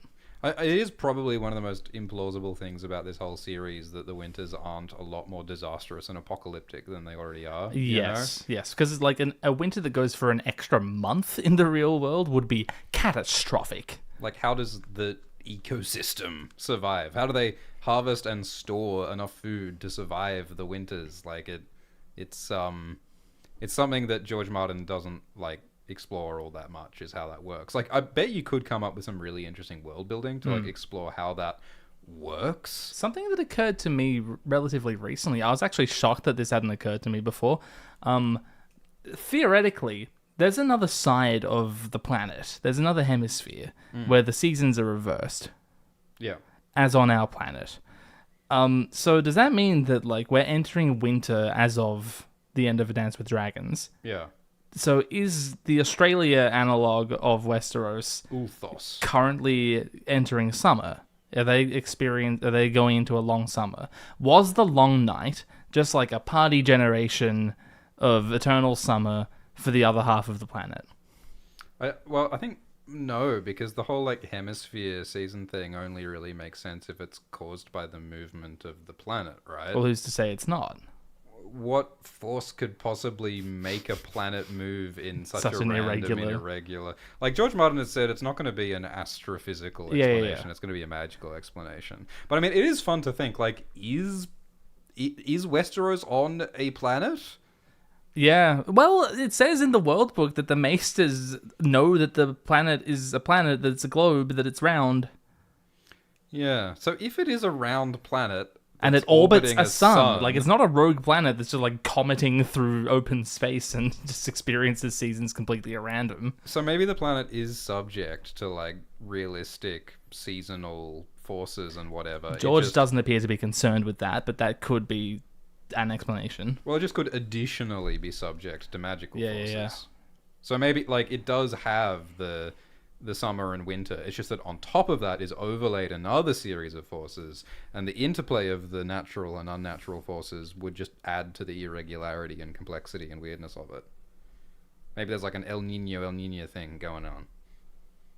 George can like try to hand wave the physics of it all as much as he wants. I'm just always going to be thinking like, this is a physical planet that's experiencing physical sunlight, which means that the other side of it is experiencing an inverse amount of sunlight. Yeah, maybe. Maybe. My question is, where's the equator? How close to the equator is dawn? Yeah. Because it's all deserty. And if we take, like, Westeros as, like, analogous to, like, the UK but bigger, and, like, Essos is mainland Europe, like Western Europe on that end of it, I've seen like all these different maps like projecting the map onto a globe, and there's like different places where people. Yeah, no one can agree. But yeah, I mean, the answer is that George hasn't thought about it. He would have told us if he wanted us to know. Thank you, Ian Healy, who says, on the Blackfire subject, I feel bad for Rohan, Daemon's wife. At least 9 kids in 12 years of marriage. Is there a more pregnant woman in Westeros? Maybe it was just non-tuplets. Just one birth of 9 kids, and then she had a very long holiday. I don't think that's it. Maybe Daemon had children with a bunch of different women and attributed them all to his wife. That seems more plausible. Maybe they came from a stork. A stork? A stork. That could have been it. Yeah, well, I mean, it's one of those things again where it's like, did George actually think and write and look at the timeline and go, this is how many years she had that many kids? Or did he just say, they had 9 kids, and he didn't look at the timeline for how frequent the pregnancies are, you know? Like, death of the author and all that, but sometimes, sometimes he just didn't look at the timeline, I feel. Well, I mean, it is entirely plausible that they'd have 9 kids in 12 years, and even then, I think George probably would have been paying attention to things around the time of coming up with Blackfire law. But, like, there are stories in this world about, like, Jaehaerys insisted on having more children with Alysanne, even though it was harming her health. Same thing with Rhaegar and Elia. Yeah, so, like, George has told stories about it being messed up to put women in danger of having too many pregnancies and stuff. And Viserys and Emma, obviously.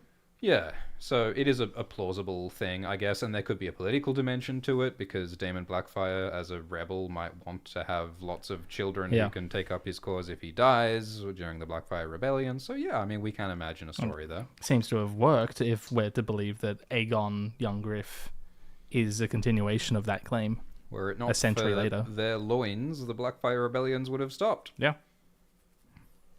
Thank you, Hassiu, who says, "Greetings, Venerus and Gladysvold.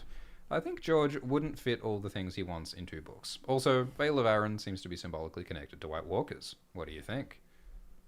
I've thought quite a bit about how you could fit all of that into 2 books.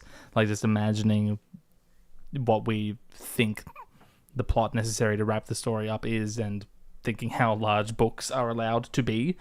And there's that Admiral Kurd video, I think it was, that delved into the details of this exact problem and found that there's no possible way. I think there is possible way. I think there are some assumptions made. That video is very good, but I think there are a few assumptions in there. But yeah, it does seem like quite a pressing issue. Like, is this even... There seems to be a lot of story left to tell. Yeah, I don't think that the story can be satisfactorily finished in 2 books. Really? Not without, like, dropping a bunch of plot lines. Yeah, that's the thing, is the last 2 books really opened the scope up, and he would have to tighten the scope down significantly to wrap it up in 2 books. I think that is... Like, even if the pace, like, turns on a dime and suddenly becomes way faster. And it's, like, even faster than the Storm of Swords. And even if the whole, like, structure just, like, suddenly just all pointed towards the ending and, like, no more faffing around, no more side plots, which is not at all what the pattern of George's writing has been for decades. Even if that's the case, it's just not enough chapters for all the important characters to have enough scenes and interactions and arcs to finish everything. George reckoned that Game of Thrones could go for 12 or 13 seasons. They adapted the first 5 books in roughly 5 and a bit seasons. Well, they didn't adapt the 4th and 5th books, but that's neither hither nor thither. So, like, is he implying that there's an additional 8 seasons worth of material in these next proposed hypothetical 2 books? That sounds obscene. That sounds insane. Yeah. Yeah, I think there is that much material ahead, potentially. Well, then there's no way it's going to be 2 books. Yeah. I love these books so much, but the structure and the pacing is completely balked. Like, it's totally out of control. Balked, I say. That's part of why we love it, and that's part of why we've talked about it for 1,000 hours, but it's a bit balked. Vale of Arryn seems to be symbolically connected to White Walkers. I do not know what you mean. I do not know what you mean. Yeah, I'm with Big Swifto there. It's this little enclosed kingdom. I mean, there's a little, like, white coloration up there. It's got the sort of... and, like, the weirwood can't grow up there because there's not enough soil. I don't know. I'm grasping at straws. Dan Mitchell says, "Hello, Sega Glidusus and Nintendo Entertainment Swiftum.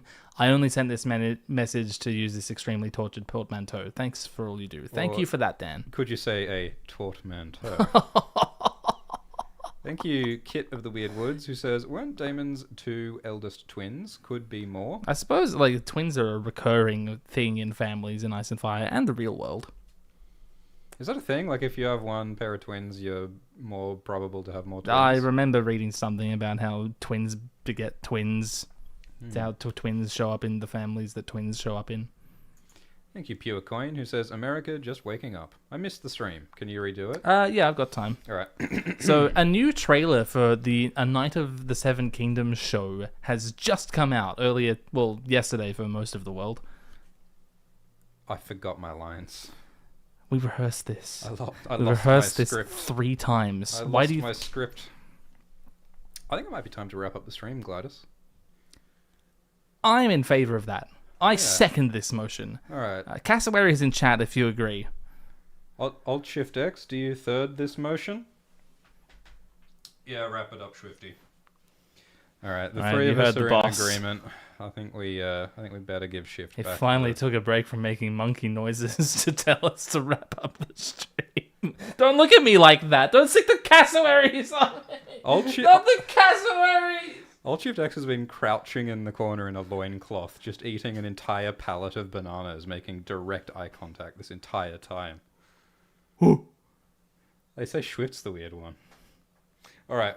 Thank you so much for listening to Alt Shift X and Glidus talking about A Knight of the Seven Kingdoms, the Hedge Knight. This was fun. Cassowaries are going to get you. We will talk about this show. I'm really excited that there's a new Westeros show in January. There are 2 shows coming out next year. This is the first time ever that there have been 2 different Game of Thrones shows in 1 year. I'm not gonna know what to do with myself. That's a grand total of 14 episodes of Westeros in 1 year. The little fandom doesn't know it's gonna explode. It's not gonna know what to do with itself. So yeah, we're going to talk about it. So subscribe to our channels and look at egg. Look at egg and drink water and brush your teeth. Brush your teeth and party on. Rock hard. Party on. See you next time. That's the real message of Dunk and Egg. Party on. Yeah.